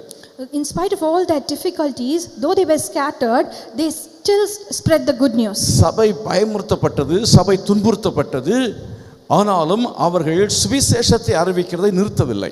The church was tortured and it was threatened, but still they kept on spreading the good news. எவ்வளவு தடைகள் இருந்தாலும், எவ்வளவு பிரச்சனைகள் இருந்தாலும், சுவிசேஷத்தை அந்த மத்தியிலே அறிவிக்கிறவர்கள் தான் சீஷர்களாக இருக்கிறார்கள். In spite of all the difficulties, those who preach the good news, only they are called disciples. அப்போஸ்தலர்களின் புத்தகத்தில் 5ஆம் அதிகாரம் 29 முதல் 31 வரை உள்ள வசனங்களை வாசித்து பாருங்கள். அங்கே வேதம் என்ன சொல்கிறது? ஜெபிக்கிறவர்களாக இருந்தார்கள். அதாவது சபைக்கு, ஊழியத்துக்கு உதவியாக ஜெபத்தில் இருந்தார்கள் என்று சொல்லி இருக்கிறது. You know, in Acts chapter 5 from verse 21 we see there were people who prayed for the ministry. வாசிங்க, அந்த வசனத்தை வாசிங்க. அதற்கு பேதுருவும் மற்ற அப்போஸ்தலரும் மனுஷருக்கு கீழ்ப்படிவதை பார்க்கிலும், அப்போஸ்தலர் 5ஆம் அதிகாரம் 29 31 வரை. அப்போஸ்தலர் 5:29-31 வரை. Acts chapter 5 from verse 29 to 31. அதற்கு பேதுருவும் மற்ற அப்போஸ்தலரும் மனுஷருக்கு கீழ்ப்படுகிறதை பார்க்கிலும் தேவனுக்கு கீழ்ப்படுகிறதே அவசியமாய் இருக்கிறது. நீங்கள் மரத்திலே தூக்கி கொலை செய்த இயேசுவை நம்முடைய பிதாக்களின் தேவன் எழுப்பி இஸ்ரவேலுக்கு மனம் திரும்புதலையும் பாவ மன்னிப்பையும் அருளுகிறதற்காக. இந்த 4ஆம் அதிகாரம் தவறா சொல்லிட்டு 4ஆம் அதிகாரம் இப்பொழுதும் கர்த்தாவே அவர்கள் பயமுறுத்தல்களை தேவரீர் கவனித்து அவர்கள் பயமுறுத்தலை தேவரை கவனித்து உம்முடைய பரிசுத்த பிள்ளையாகிய பரிசுத்த பிள்ளையாகிய இயேசுவின் நாமத்தினாலே இயேசுவின் நாமத்தினாலே அடையாளங்களும் அற்புதங்களும் நடக்கும்படி செய்து பிணியாளிகளை குணமாக்கும்படி உம்முடைய கரத்தை நீட்டி உம்முடைய ஊழியக்காரர் உம்முடைய வசனத்தை முழு தைரியத்தோடும் சொல்லும்படி அவர்களுக்கு அனுக்கிரகம் செய்தருளும் என்று ஜெபம் பண்ணினார்கள். அவர்கள் ஜெபம் பண்ணின போது அவர்கள் கூடியிருந்த இடம் அசைந்தது. கரங்களை வைத்து கர்த்தரை மகிமைப்படுத்தும். ஹல்லேலூயா. போதும். அதாவது Acts chapter 4 verse 29. Now, Lord, consider their threats and enable your servants to speak your word with great boldness. Stretch out your hand to heal and perform miraculous signs and wonders through the name of your holy servant Jesus. After they prayed, the place where they were meeting was shaken, and they were filled with the Holy Spirit and spoke the word of God boldly. சபையிலே பயங்கரமான பிரச்சனைகள் வந்தபோது சுவிசேஷம் அறிவிக்க முடியவில்லை, ஊழியக்காரர்களுக்கு எதிர்ப்பு ஏற்பட்டது. அப்படிப்பட்ட சூழ்நிலையிலே when there were many threats in the church and the good news could not be preached by the ministers, சபைக்கு உதவியாக இவர்கள் ஜெபிக்கிறவர்களாக இருந்தார்கள். they were people who helped the church by praying. நீங்க சபைக்கு உதவியாக ஜெபிக்கிறார்களா இருக்கிறீங்களா? Are you people who pray for the church? சபையிலே வந்து ஜெபிக்கிறார்களா இருக்கிறீங்களா? Are you people who come to the church and pray here? எத்தனை பேர் சபையில வந்து ஜெபிக்கிறீங்க? How many of you come to the church and pray? எத்தனை பேர் இந்த 2019 வருஷத்துல ஒரு நாளாவது சபைக்கு வந்து ஜெபம் பண்ணீங்க? How many of you have come to this church and prayed? ஆராதனைக்கு வந்து நான் சொல்லல. I'm not talking about coming to the worship session. வார நாட்கள்ல வந்து ஜெபம் பண்ணதங்க கேக்குறேன். During the weekdays, how many of you have come and prayed? கிருபையாத்தான் என்ன உயிரோட வச்சிருக்காரு ஆண்டவர். Lord has kept me alive because of his grace. ஒரு காரியத்தை சொல்றேன். அதாவது சபையில விசுவாசிகள் சபையில வந்து ஜெபிக்கவில்லை என்றால், ஊழியக்காரர்களுக்காக ஜெபிக்கவில்லை என்று சொன்னால் என்ன நடக்கும் தெரியுமா? அநேக இடங்களிலே அசம்பிளிஸ் ஆஃப் காட்ல பார்க்குறேன், வாரம் 2-3 ஊழியக்காரங்க செத்துட்டு இருக்காங்க. You know, if you believers do not come to the church and pray for the ministers here, pastors here, I see in many Assemblies of God churches, they lose their life. விபத்துகள் நடக்கிறது. There are many accidents taking place. 50-55லயே நிறைய பேர் சாகுறாங்க. Many pastors pass away by 50-55. நல்ல pastors எல்லாம் சபையில இருந்து எடுக்கப்பட்டு போயிடுறாங்க. Good pastors are being taken away from this place. காரணம் என்ன? You know the reason behind this? சபை ஜெபிக்கவில்லை என்றால், because the congregation did not pray. அந்த ஊழியக்காரரை பிசாசு என்ன செய்வான்? அவன் தாக்குவான். The Satan will attack that pastor. யாக்கோபு கொலை செய்யப்பட்டான் என்று வேதத்தில் வாசிக்கிறோமே. We see Jacob was killed. இன்றைக்கும் அநேக ஊழியங்களிலே சரியாக ஜெபிக்கிறவர்கள் பின்னால இல்லைன்னா ஊழியக்காரர்கள் மடிந்து போவார்கள். Even today, if we do not have praying people, then ministers will be killed. ஆகவே எங்களுக்கு பாதுகாப்பாக நீங்கள் இருக்க வேண்டும். So you should be our protection. நீங்க காணிக்கை கொடுக்கிறது பாதுகாப்பு இல்ல. Giving an offering is not a protection for us. ஞாயிற்றுக்கிழமை வந்து ஆராதனை செய்வது எங்களுக்கு பாதுகாப்பு இல்ல. Visiting the church on Sunday and worshiping is not our protection. உபவாச ஜெபத்திலும் முழு ஜெபங்களும் வார நாட்களிலே வந்து நீங்கள் ஜெபிக்கிற ஜெபம் இருக்கிறதே, அதுதான் எங்களுக்கு பாதுகாவல். You know, if you could come for fasting prayer and all night prayer, and if you pray for us, that is our protection. நீங்கள் ஜெபக்குழுவிலே என்ன செய்ய வேண்டும் என்று சொன்னா, சபையை ஜெபம் பண்ணி தாங்கணும். In your prayer cell, you should pray for the church and you should uplift that. சபைக்காக போராடி ஜெபிக்கணும். You should pray for our church. ஊழியக்காரர்களுக்காக அசிஸ்டன்ட் பாஸ்டர்ஸ்களுக்காக எல்லாம் போராடி என்ன செய்யணும்? ஜெபிக்கணும். You should pray for the pastor as well as the assistant pastors fervently. நான் எளிமையாக பிரசங்கம் பண்றது தேவ கிருபை.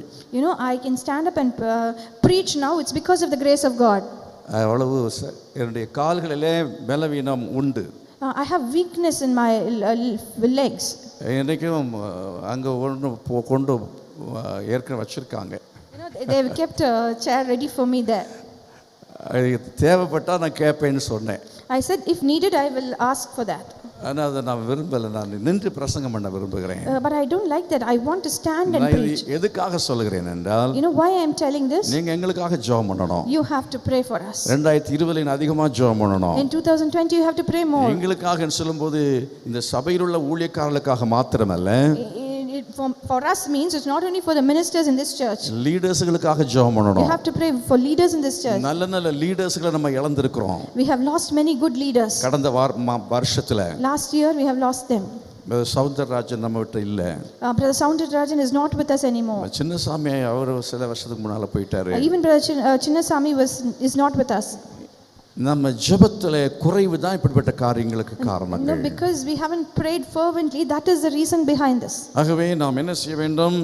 ஜெபத்திலே தாங்குற மக்களா இருக்க வேண்டும். So we should be people who uplift the ministers of God in our prayers. அப்படி சபையை ஜெபத்திலே தாங்குகிறவர்கள் தான் சீஷர்களா இருக்கிறார்கள். Only those who uplift are the ministers of the Lord in their prayers are the disciples of the Lord. அப்போஸ்தலர் 4 அதிகாரம் 32 வசனத்தை வாசித்து பாருங்கள்.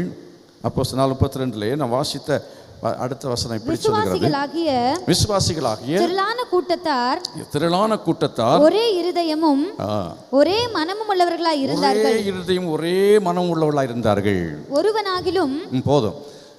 All the believers were one in heart and mind. Acts chapter 4 verse 32. சீஷர்கள் எப்படி இருப்பார்கள் என்றால், you know how the disciples will be? சீஷருடைய தன்மை என்ன தெரியுமா? You know what are the qualities of a disciple? Like minded people. அது ஒரே இருதயமும் ஒரே மனமும் உள்ளவர்களா இருப்பாங்க. They will be believers with one heart and mind. கருத்து வேறுபாடுகள் இருக்காது. They will not have differences of opinion. சண்டை போட்டுட்டு இருக்க மாட்டாங்க. They will not fight with each other. ஒருத்தர் பேசாம இருக்க மாட்டாங்க.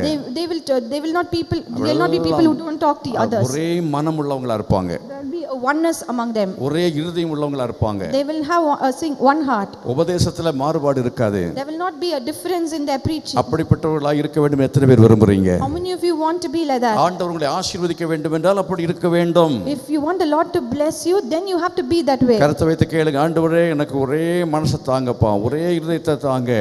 இந்த சபையிலே உள்ளதான எல்லா விதமான திட்டங்களையும் நான் என்ன செய்யணும்? ஏற்றுக்கொள்ள வேண்டும். இந்த சபையிலே சொல்லப்படுகிற சத்தியங்களை ஏற்றுக்கொள்ள வேண்டும் என்று சொல்ல தேவ சமூகத்தில் கேளுங்க. கர்த்தர் உதவி செய்வார். ஆமென். எத்தனை பேர் விசுவாசிக்கிறீங்க? தேவன் இந்த வருஷத்தில் அப்படிப்பட்ட காரியம் செய்ய போற கரங்களை கொட்டி கர்த்தர் மகிமைப்படுது. ஹல்லேலூயா. Let's raise our hands and pray that all our believers should have one heart and mind, and in 2020 the Lord will do that. அப்போஸ்தலர் நடபடியின் புத்தகம் 4 அதிகாரம் 37 வசனத்தில் வாசிக்கிறீர்கள். தனக்கு உண்டாயிருந்த நிலத்தை விற்று அதன் கிரயத்தை கொண்டு வந்து அப்போஸ்தலருடைய பாதத்திலே வைத்தான். Sacrificial giving. அவர்கள் தியாகமாய் கொடுக்கிறவர்களாக இருந்தார்கள். He sold a field he owned and bought the money and put it at the apostles' feet. Acts chapter 4 verse 37. They were sacrificial giving. அதாவது சபையினுடைய ஆரம்ப நிலையில உள்ளவர்களை பற்றி இங்க சொல்லல. This is not here we are not talking about people who are சும்மா வந்து போகிற ஆட்கள் அல்ல. who are visiting this church or initial believers. Guest மாதிரி வர போற ஆட்களை பற்றி சொல்லல. We are not talking about guests here. சபையில சீஷர்களா இருக்க வேண்டும். We have to be disciples in this church. எப்படி இருப்பார்கள்? தியாகமாய் கொடுக்கிறவர்களா இருப்பார்கள். What kind of people will they be? They will be people with sacrificial giving. அவங்க தசமபாகம் கொடுப்பாங்க. They will be people who give the tithe. காணிக்கைகளை கொடுப்பாங்க. They will be giving offering. அதெல்லாத்துக்கும் மேலாக அவங்க தியாகமாய் கொடுப்பார்கள். Above all that they will have a heart to give sacrificially. தனக்கு உண்டாயிருந்த நிலத்தை விற்று அதன் கிரயத்தை கொண்டு வந்து அப்போஸ்தலருடைய பாதத்தில் வைத்தான் என்று சொல்லி இருக்கிறது. It's been told that they sold a field he owned and brought the money and put it at the apostles' feet. தனக்கு உண்டாயிருந்த நிலத்தை விற்று கொண்டு கொடுத்தான். They sold their own land and gave it. விசுவாசிகள் என்று நம்ம சொல்றோம். விசுவாசிகள் என்கிற இடத்தை தாண்டி சீஷர்கள் என்று அழைக்கப்பட வேண்டும். We have to cross that area called believers and then we should be called as disciples. நீங்கள் விதமாக செய்தால் கர்த்தர் உங்களை வலதுபுறமும் இடதுபுறமும் இடங்கொண்டு பெருகச் செய்வார். If we do like this, then the Lord will make us spread to the right as well as the left. கரங்களை மறுபடியும் கொட்டி கர்த்தரை மகிமைப்படுத்தும். Let's clap our hands in faith. அப்போஸ்தலர்களுடைய புத்தகம் 6 அதிகாரத்திலே 7வது வசனம் மற்றும் 5 அதிகாரத்து 42 வசனத்திலே நாம் வாசிக்கிறோம். எல்லாத்தையும் இப்போ வாசிக்க வேண்டாம், நான் சொல்லிடுறேன். டீச்சிங், அதாவது பிறருக்கு உபதேசம் பண்ணுகிறவர்களாக இருந்தார்கள். Here we see in Apostles chapter 6 that the disciples were people who had a teaching. நம்ம வசனத்தை கேட்கிறவர்களாய் இருக்கிற நிலையை கடந்து பிறருக்கு உபதேசிக்கிறவர்களாய் மாற வேண்டும். Not only we have to listen to the word of God, but we should preach the word of God to others. அந்த நிலைமைக்கு யார் வளர்ந்திருக்கிறாங்களோ அவர்களுக்கு பேர் தான் சீஷர்கள் என்று பெயர். Only those who have fulfilled that criteria, they are called as disciples. கரங்களை வைத்து கர்த்தரை மகிமைப்படுத்துவோமா? Let's raise our hands and magnify the Lord. மற்றவங்களுக்கு நான் வசனத்தை உபதேசம் பண்ண விரும்புகிறேன், கற்றுக் கொடுக்க விரும்புகிறேன். எத்தனை பேர் விரும்புறீங்க? How many of you want to teach the word of God அந்த to others? நிலைமைக்கு வளரணும்னு எத்தனை பேர் How விரும்புறீங்க? many of you want to come to that extent? உங்க வீட்டில் வரதான் ஒரு 10 பேருக்கு அதை செய்யுங்க. You can preach that to people who come to your house, at least 10.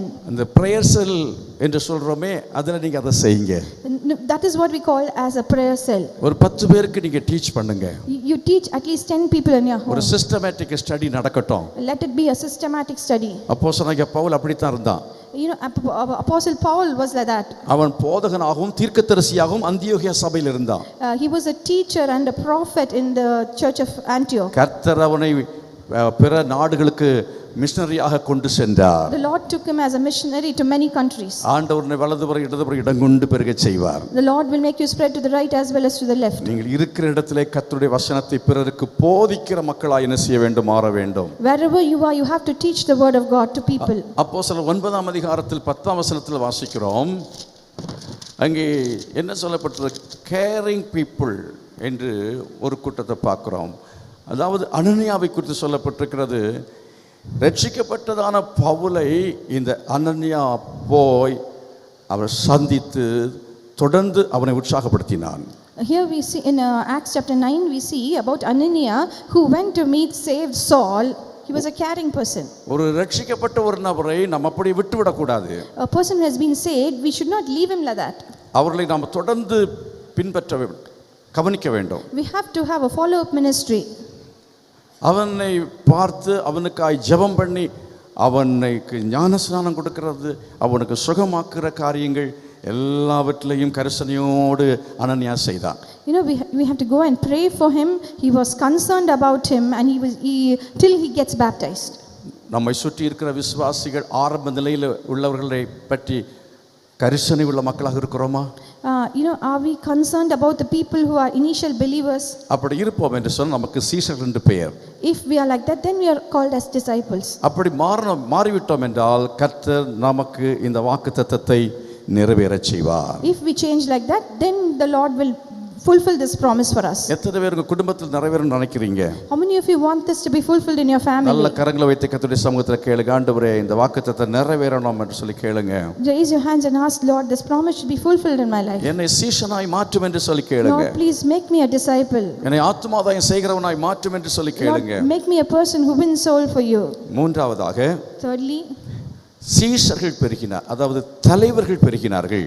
thirdly, the leaders increased. கர்த்தர் சொல்கிறார், இந்த சபையிலே நான் தலைவர்களை பெருக பண்ணுவேன் என்று The சொல்றார். Lord says that He'll increase the leaders in the church. கர்த்தர் சொல்றார், உங்களை நான் தலைவராக மாற்றுவேன் என்று The Lord சொல்கிறார். says, I'm going to make you a leader.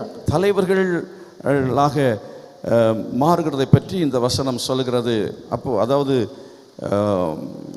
ஏசாயா தீர்க்கதரிசியின் புஸ்தகம் 54ஆம் அதிகாரத்திலேயே 2ஆம் வசனத்தை வாசித்து பாருங்கள்.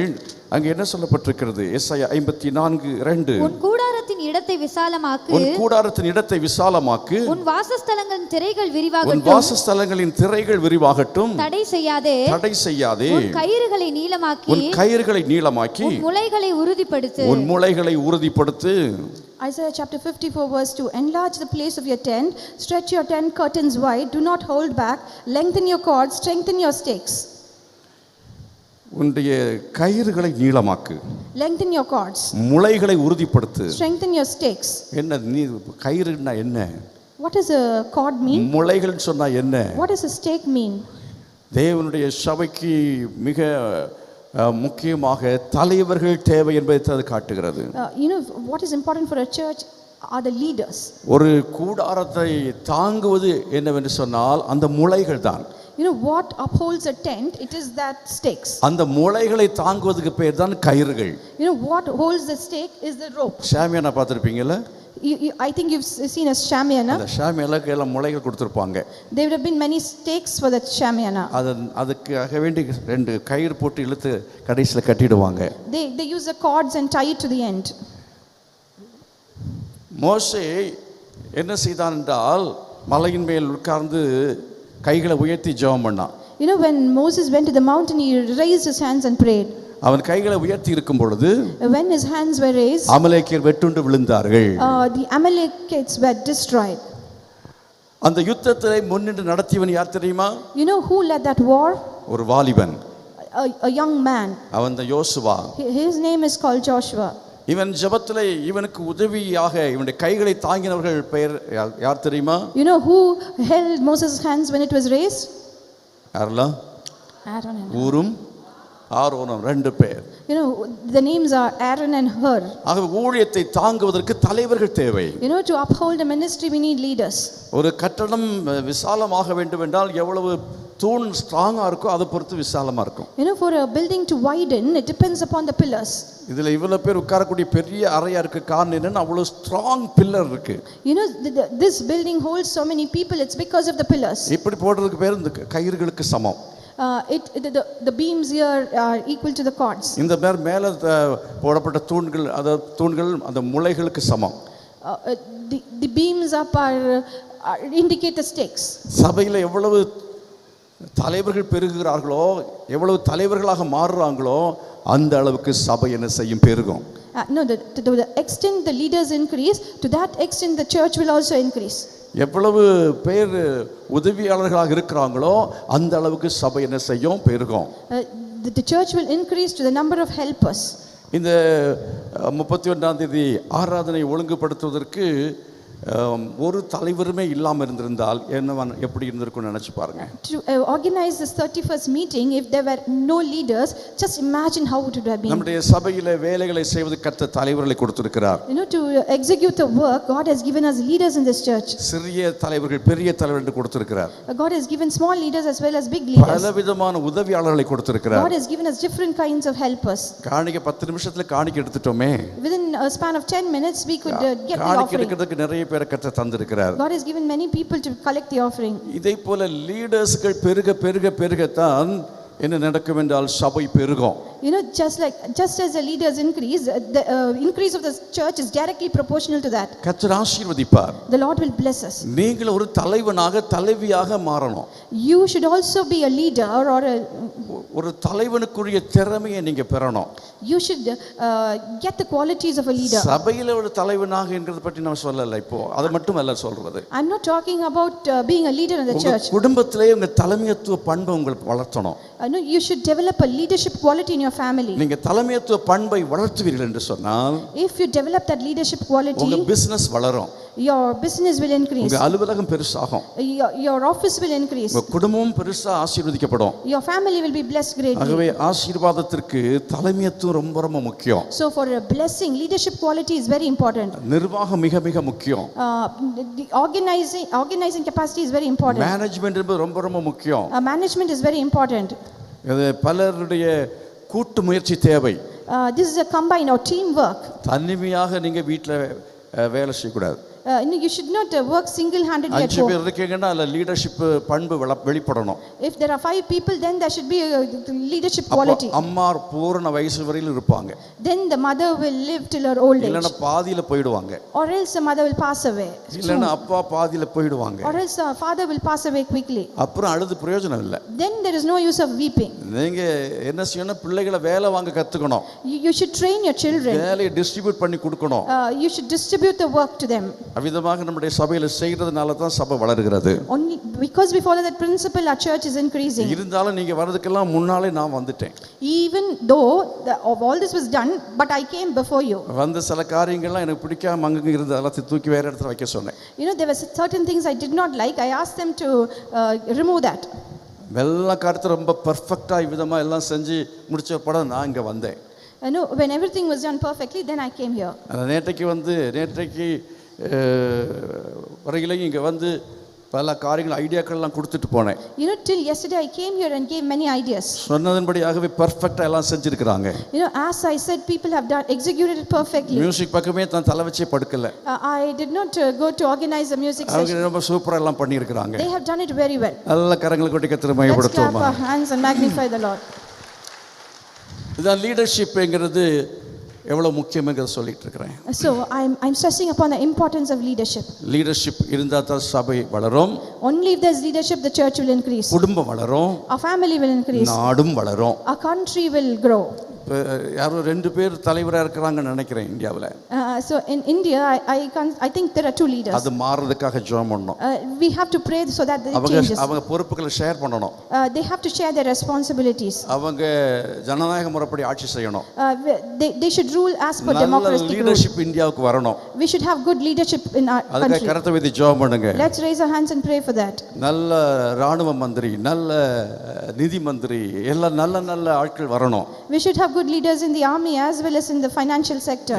இல்லைன்னா நம்ம இந்தியா நிலைமை மோசமா போயிடும். Otherwise our country's position will be very bad. நம்ம இந்தியா லீடர்ஷிப்ல இப்போ கீழே டவுன்ல போயிட்டு இருக்கு. You know, in considering the leadership of India, it is decreasing. டீசென்ட்ரலைசிங் பண்ணல அதாவது வேலைகளை பொறுப்புகளை. There is no decentralization in India. வேலைகளை பிரித்து கொடுக்கவில்லை. They have not shared the responsibilities. எல்லா வேலையும் நானே செய்கிறேன்னு சொல்லி இருக்கிற இடத்துல வளர்ச்சி வரவே வராது. When there is no delegation, there will not be any growth. எனக்கு எல்லாம் செய்ய தெரியும். I know to do everything. கொஞ்சம் கீபோர்டு கொஞ்சம் வாசிப்பேன். You know, I can even play the keyboard to some extent. நான் அந்த பக்கம் போறதே கிடையாது. But still I don't go there. எல்லாத்தையும் நானே பண்ண வேண்டியதுன்னா சபை வளரவே வளராது. If I want to do everything, then the church will not grow. வீட்லயும் அப்படித்தான். Even in the house it is like that. ஆமா, புருஷன்ட்ட நீங்க நல்ல ஒரு வீட்டு அதாவது இல்லத்தரசியா இருந்தீங்கன்னா, if you are a good housewife, உங்க வீட்டுக்காரர்ட்ட எப்படி வேலை வாங்கணும் உங்களுக்கு தெரியும். you should know how to extract work from your husband. பக்குவமா வீட்டுக்காரரை வேலை வாங்கிரலாம். You know, intelligently you can make your husband work. இல்ல எல்லா வேலையும் செஞ்சு இங்க கையை ஒடிச்சுக்குவீங்க. But if you are going to do all the work, then you will suffer. எத்தனை பேர் நல்ல ஒரு நிர்வாகத்தை குடும்பத்துல செய்ய விரும்புறீங்க? How many of you would like to administer your family well? சிலருக்கு வீட்ல வேலைக்காரங்க இருப்பாங்க. Some people have servants at home. வேலை வாங்கவே தெரியாது. But they will not know to extract work. Leadership quality இல்ல. Because they don't have that leadership quality. ஆகவே leadership quality நமக்கு வேணும்னு எத்தனை பேர் விரும்புறீங்க? So how many of you desire to have this leadership quality? ஆண்டவரே எனக்கு இந்த லீடர்ஷிப் குவாலிட்டியை தாங்கன்னு சொல்லிக்கிற தலைமைத்துவ பண்பு ஆண்டவர்ட்ட கேளுங்க. Dear Lord, please give me that leadership quality. Let's ask. ஒரு நிமிஷம் ரெண்டு கையும் கொஞ்சம் வைத்துவோமே. For 1 minute, let's raise our hands. ஆண்டவர் சொல்ற ரெண்டு கை நல்லா உயர்த்தி கேளு. எல்லாருக்கும் இது தேவை. This quality is required for all of us. ஒரு வீட்டுக்கு நமக்கு தேவை. It is required in the house. ஒரு ஜெப குழுவுல உங்களுக்கு அது தேவை. This is required for the prayer cell. உங்க பிசினஸ் பண்ற இடத்துல தேவை. This is needed where you do your business. உங்க ஆபீஸ்ல அது தேவை. This is needed in the office. இந்த சபையில அது தேவை. This is required in this church. கர்த்தர் அப்படி இந்த சபை மாட்ட போறதுக்கு கர்த்தர் The ஸ்தோத்திரம் Lord is பண்ணுவார். going to change this church that நல்ல way. கரங்களை கொட்டி கர்த்தரை மகிமைப்படுத்துவோம். Let's clap our hands and magnify நல்ல the Lord. கரங்களை கொட்டி கர்த்தரை Let's மகிமைப்படுத்துவோம். clap our hands and magnify the Lord. Hallelujah. Hallelujah. சத்தமா சொல்லு ஹல்லேலூயா.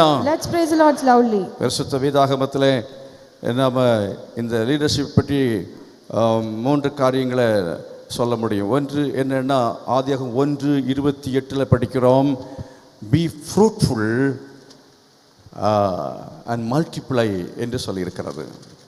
ஆதியாகமம் 1:22 வசனத்தை வாசிக்க நேரம் இல்லை, வேகமாக சீக்கிரம் முடிக்க போகிறேன், டைம் ஆயிடுச்சு. B fruitful and multiply. Leadership அதாவது இந்த ஏபிள் லீடர்ஸ் முதலாவது.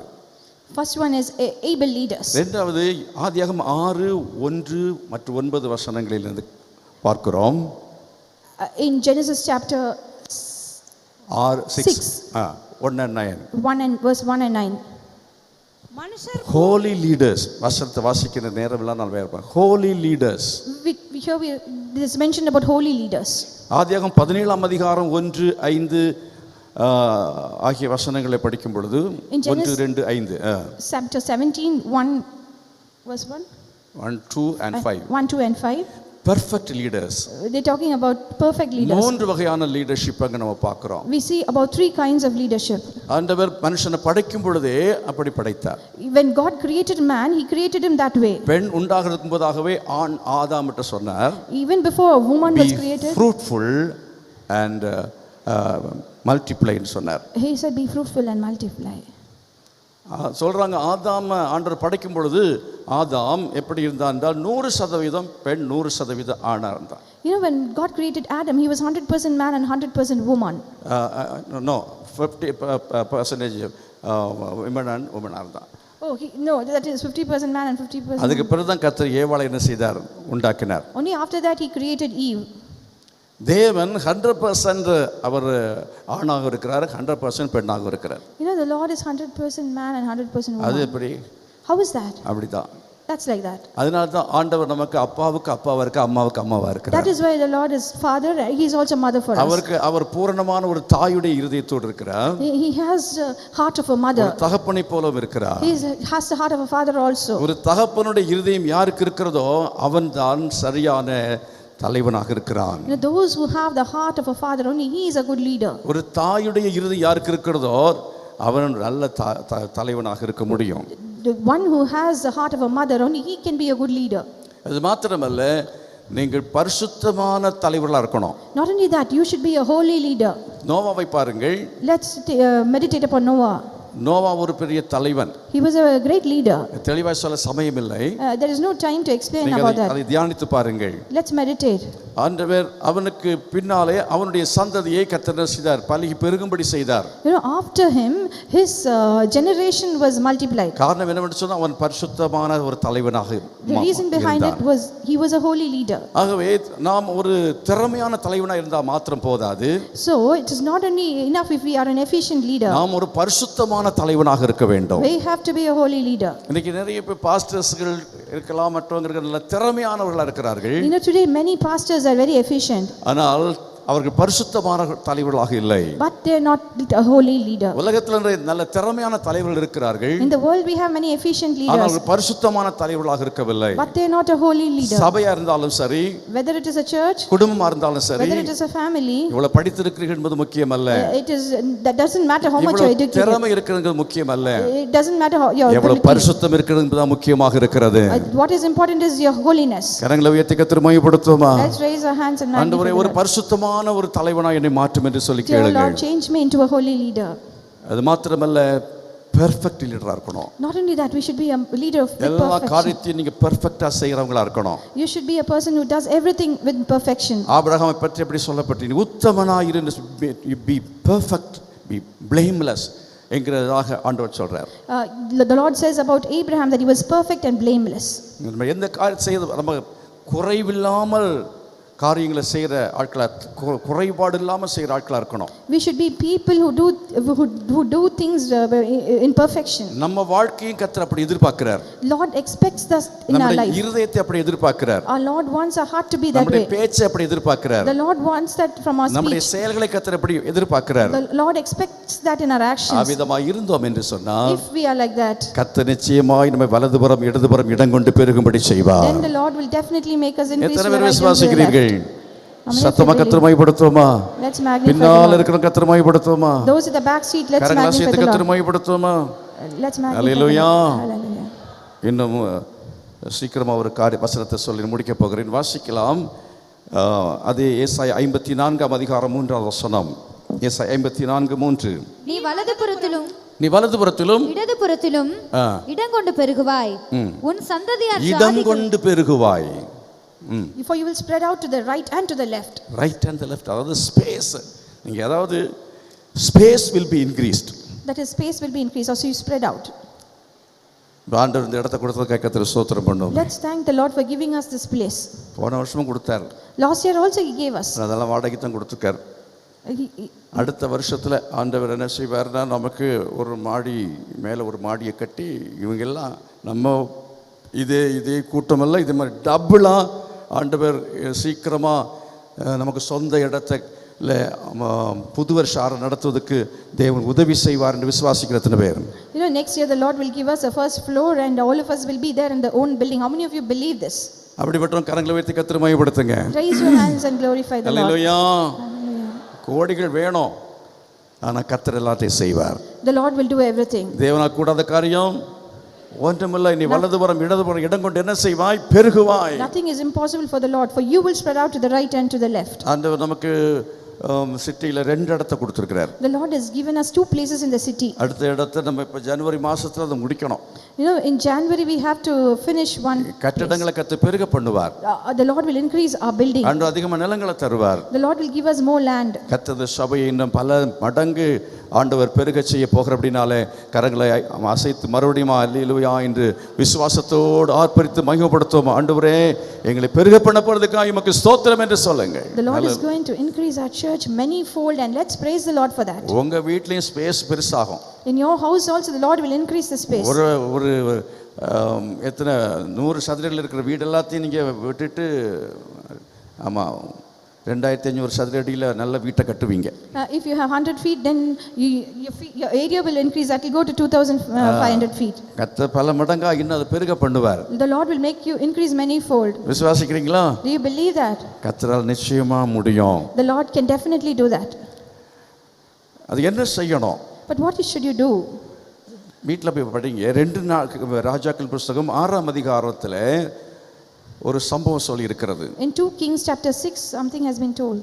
தீர்க்கதரிசிகளின் புத்திரர் ஒரு சமயத்தில் The son of a prophet, எலிசாவிடத்தில் வந்தார்கள். they came to Elijah. அவர் வந்து சொன்னார்கள், They said, எங்களுக்கு இடம் நெருக்கமா இருக்கிறது என்று சொன்னார்கள். we don't have place. ஆகவே நாங்கள் எல்லாரும் யோர்தான் அண்டையிலே போய் அங்கே மரங்களை அவரவர் நாங்கள் வெட்டி கொண்டு வந்து இடத்தை எங்கள் விசாலமாக்கும்படியாக எங்களுக்கு பெர்மிஷன் தரணும்னு கேட்டாங்க. So they asked Elijah that we'll go near Jordan and we'll cut the trees and we'll increase the area. Elijah சொன்னா சரி ஓகே போங்கன்னார். Elijah agreed to that.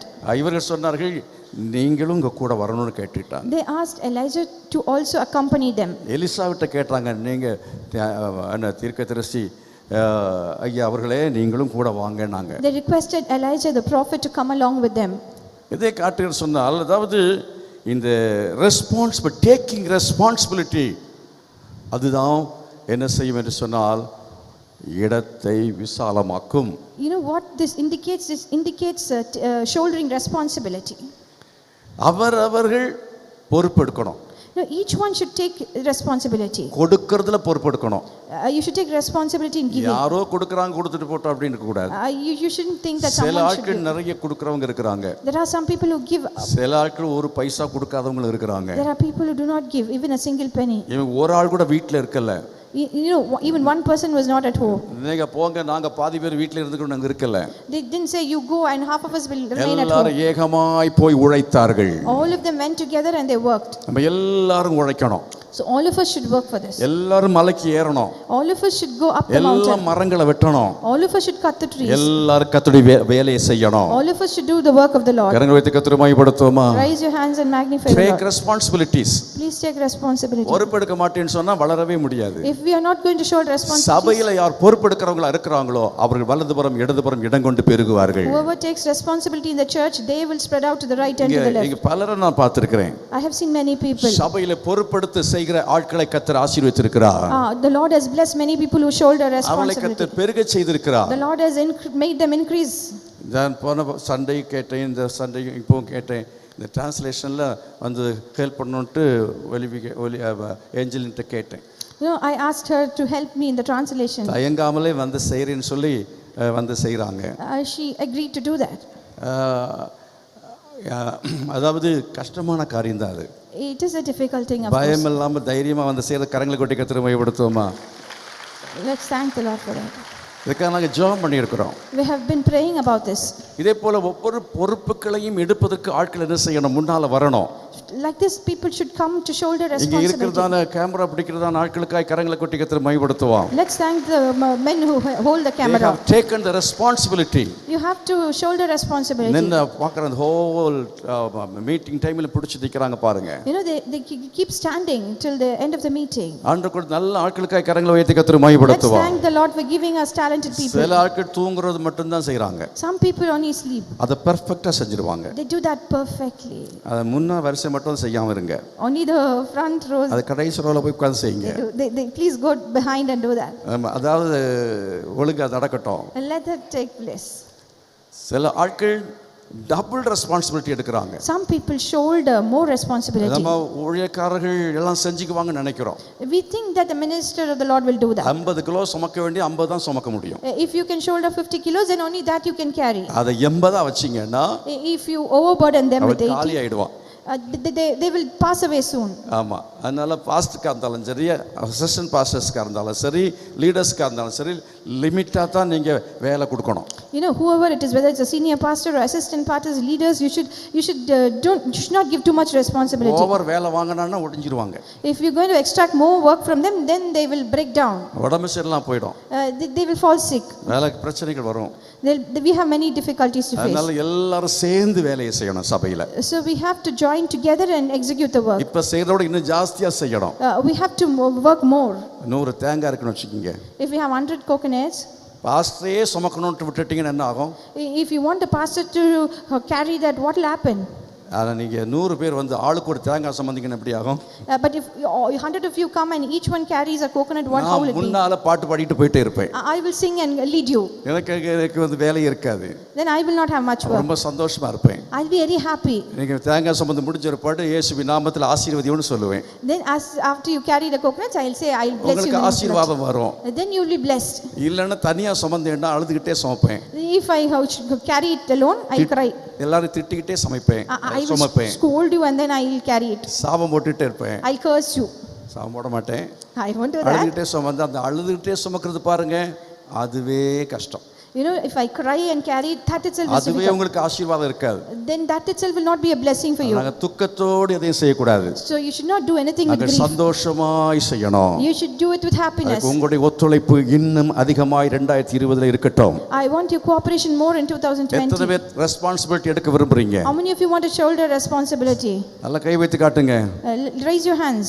உங்களுடைய வீட்டில் எத்தனை பேர் ரெஸ்பான்சிபிலிட்டி எடுக்க போறீங்க? How many of you are going to take responsibility at home?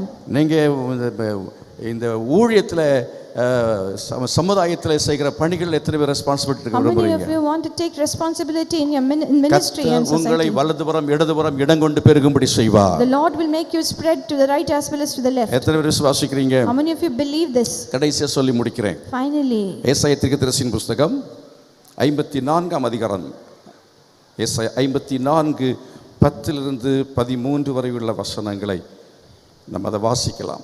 மலைகள் விலகினாலும் பர்வதங்கள் நிலை பெயர்ந்தாலும், மலைகள் விலகினாலும் பர்வதங்கள் நிலை பெயர்ந்தாலும், என் கிருபை உன்னை விட்டு விலகாமலும், கிருபை உன்னை விட்டு விலகாமலும், என் சமாதானத்தின் உடன்படிக்கை நிலை பெயராமலும் இருக்கும் நிலை பெயராமலும் இருக்கும் என்று உன்மேல் மனதுருகுகிற கர்த்தர் சொல்லுகிறார். உன்மேல் மனதுருகுகிற கர்த்தர் சொல்லுகிறார். சிறுமைப்பட்டவளே, பெருங்காற்றில் அடிபட்டவளே, தேற்றரவற்றவளே, இதோ நான் உன் கல்லுகளை பிரகாசிக்கும்படி வைத்து, கல்லுகளை பிரகாசமாக்கும்படி செய்து, நீல ரத்தினங்களை உன் அஸ்திபாரங்களாக்கி, உன் பலகணிகளை பளிங்கும், உன் வாசல்களை மாணிக்க கற்களும், உன் மதில்களை எல்லாம் உச்சிதமான கற்களுமாக்குவேன். உன் பிள்ளைகள் எல்லாம் கர்த்தரால் போதிக்கப்பட்டிருப்பார்கள். உன் பிள்ளைகளுடைய சமாதானம் பெரிதாயிருக்கும். நீதியினால் ஸ்திரப்பட்டிருப்பாய். கொடுமைக்கு தூரமாவாய். பயமில்லாதிருப்பாய். அது உன்னை அணுகுவதில்லை. பயமில்லாமல் இருப்பாய். இதோ நான் உனக்கு விரோதமாய் கூட்டம் கூடினால் அது என்னாலே கூடுகிற கூட்டம் அல்ல. எவர்கள் உனக்கு விரோதமாய் கூடுகிறார்களோ அவர்கள் உன் பட்சத்தில் வருவார்கள். 17ஆம் வசனம், உனக்கு விரோதமாய் உருவாக்கப்படும் எந்த ஆயுதமும் வாய்க்காதே போகும். உனக்கு விரோதமாய் நியாயத்தில் எழும்பும் எந்த நாவையும் நீ குற்றப்படுத்துவாய். இது சொல்லப்பட்டிருக்கிற இந்த வாக்குத்தத்தங்கள் எல்லாம் உங்க வாழ்க்கையில 2020 நிறைவேற வேண்டும் என்று விரும்புகிற ஆட்கள் எத்தனை பேர்? கர்த்தர் உங்களை இந்த விதமாக உங்களுக்கு இறங்குவார். Isaiah chapter 54 verse 10. From verse 10. வாசிக்க வேண்டாம். From verse 10, 11, 12. இதுல நம்ம என்ன படிக்கிறோம்னு சொன்ன கிருபை பெருகும். Here we see that the grace will increase. கிருபை பெருகும் பொழுது இந்த வசனங்களில் சொல்லப்பட்டிருக்கிற இந்த வாக்குத்தத்தங்கள்லாம் உங்களுடைய வாழ்க்கையில் நிறைவேறும். When the grace increases, all these promises will be fulfilled. வலதுபுறம் இடதுபுறம் எல்லாம் இடம் விட்டு பெருகுவாய். பெருக்கத்தை பற்றி வாக்குத்தத்தமா நம்ம ஆண்டவர் இன்னைக்கு பேசி இருக்கிறார். Today the Lord has promised us about increasing to the right as well as எதிலே நீங்கள் பெருகுவீர்கள் என்று கர்த்தர் சொல்றார். The Lord says in what you will increase. ஐந்தாவதாக, finally, கிருபையிலே பெருகுவீர்கள். You will increase in grace. எத்தனை பேர் கிருபையிலே பெருகணும் விரும்புறீங்க? How many of you want to increase in grace? உங்க வீடு கிருபையிலே பெருகணும் எத்தனை பேர் விரும்புறீங்க? How many of you want your house to increase in grace? உங்க அலுவலகத்துல தேவ கிருபை இருக்கணும் எத்தனை பேர் விரும்புறீங்க? How many of you want the grace of the Lord in your office? இந்த சபையில எத்தனை பேர் இந்த சபை எத்தனை பேர் இந்த கிருபையில பெருகணும் விரும்புறீங்க? In our church, how many of you want to increase in the grace? சபை கிருபையில பெருகும் பொழுது, உங்க வீடு கிருபையில பெருகும் பொழுது, இந்த தேசம் கிருபையில பெருகும் பொழுது இந்த வசனம் அப்படியே நிறைவேற போகிறது. You know, when the church, when the house, when இந்த 54ஆம் அதிகாரம் அப்படியே நிறைவேற போகிறது. Isaiah chapter 54 will be fulfilled. கரங்களை கொட்டி கர்த்தரை மகிமைப்படுத்துவோமா? Let's clap our hands and magnify the Lord. சொல்லுங்க, கர்த்தரனை பெருக செய்வார்.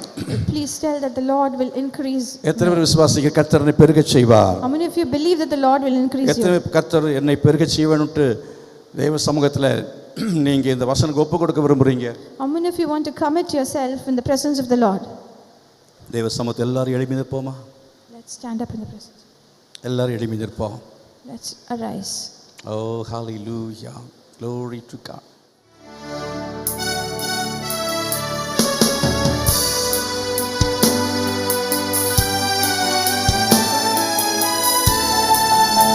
கேட்போமா? தாழ்மையுள்ளவரிடம் தங்கிடுதே கிருபை, தாழ்மையுள்ளவரிடம் தங்கிடுதே கிருபை, வாழ்நாளெல்லாம் அது போதுமே, சுகமுடன் நம்பெலமுடன், வாழ்நாளெல்லாம் அது போதுமே, சுகமுடன் தம்பெலமுடன், சேவை செய்ய கிருபை தாருமே, சேவை செய்ய கிருபை தாருமே. அங்கிருபை பெரிதல்லோ, என் ஜீவனிலும் அதே, இம்மட்டும் காத்ததுவே, இன்னும் தேவை கிருபை தாருமே, இன்னும் தேவை கிருபை தாருமே. தினம் அதிகாலையில் தேடும் போது கிருபை, தினம் அதிகாலையில் தேடும் போது கிருபை, மனம் தளர்ந்த நேரத்திலும் பலவீன சரீரத்திலும், மனம் தளர்ந்த நேரத்திலும் பலவீன சரீரத்திலும், போதுமேவும் கிருபை தாருமே, போதுமேவும் கிருபை தாருமே.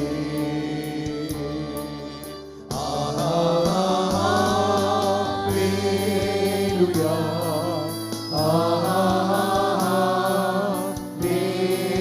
Hallelujah. Hallelujah.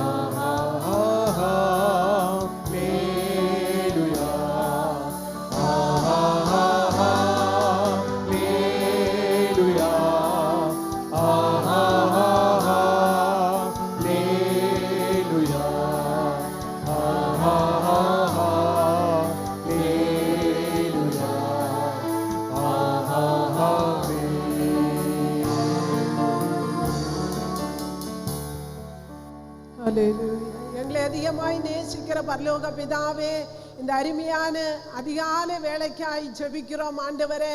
உம்முடைய சமூகத்தில் கடந்து வந்த நிமிஷம் முதல் இந்த நிமிஷம் வரையும் நீர் எங்களோடு கூட இருந்து எங்களோடு பேசிக்கொண்டிருந்த உம்முடைய மேலான கிருபைக்காய் ஸ்தோத்திரம் ஆண்டவரே. இந்த வருஷம் நீர் எங்களுக்கு தந்த வாக்குத்தத்தத்துக்காய் ஸ்தோத்திரம். நீ வலது புறத்திலும் இடது கொண்டு புறத்திலும் இடங்கொண்டு பெருகுவாய்ந்து சொல்லி இருக்கிறீங்க ஆண்டவரே. அந்த வாக்குத்தத்தை எங்களோட வாழ்க்கையில், எங்க சபையில, எங்க குடும்பங்களில் நிறைவேறக்கூடிய அளவில் நாங்கள் இனி என்னெல்லாம் காரியங்களில் கர்த்தாவே இன்னும் உற்சாகத்தோடு செயல்பட வேண்டுமோ அதிலெல்லாம் செயல்படும்படியான கிருபை எங்களுக்கு தர வேண்டுமாய் ஜெபிக்கிறோம். உம்முடைய வசனத்துக்கு நாங்கள் முற்றிலுமாய் ஒப்பு கொடுத்து கர்த்தாவே, இந்த கேட்ட வசனங்கள் அப்படியே விட்டு விடாதபடிக்கு கர்த்தாவே அது 30, 60, 100 பலன் கொடுக்கக்கூடிய அளவில் எங்களை ஒவ்வொருவருத்தரையும் உம்முடைய கரத்தில் தாழ்த்தி அர்ப்பணிக்கிறோம் ஆண்டவரே. எல்லாரும் கர்த்தாவே தீர்மானம் எடுத்தவர்களாய் புறப்பட்டு போக அவர்களுடைய குடும்ப வாழ்க்கையிலும் ஆவிக்குரிய வாழ்க்கையிலும் இடங்கொண்டு பெருகும்படியாக தேவன் உதவி செய்ய வேண்டுமாய் ஜெபிக்கிறோம். வசனத்தை பேசினதான அருமையான மகனுக்காய் ஜெபிக்கிறோம். இன்னும் நீர் பலப்படுத்தும் ஆண்டவரே, உம்முடைய கிருபையில் தாங்க வேண்டுமாய் ஜெபிக்கிறோம். எங்களை எல்லாரையும் உம்முடைய கரத்தில் தாழ்த்தி அர்ப்பணிக்கிறோம். நீரை தொடர்ந்து மீதியான நேரத்தை பொறுப்படுத்திக் கொள்ளும். இயேசுவின் நாமத்தில் பிதாவே, ஆமென். ஆசீர்வாதம் நம்முடைய கர்த்தராகிய இருக்கிற இயேசு கிறிஸ்துவின் கிருபையும் பிதாவாகிய தேவனுடைய அன்பும் பரிசுத்த ஆவியானுடைய அந்யோன்யமும் சமாதான பாதுகாவலும் நம் அனைவரோடும் சகல பரிசுத்தவான்களோடு கூட இன்றும் என்றைக்கு நிலைத்திருப்பதாக. ஆமென். எல்லாருக்கும் மறுபடியும் புது வருட வாழ்த்துக்கள் தெரிவிக்கிறேன். கர்த்தர் உங்களை ஆசீர்வதிப்பாராக.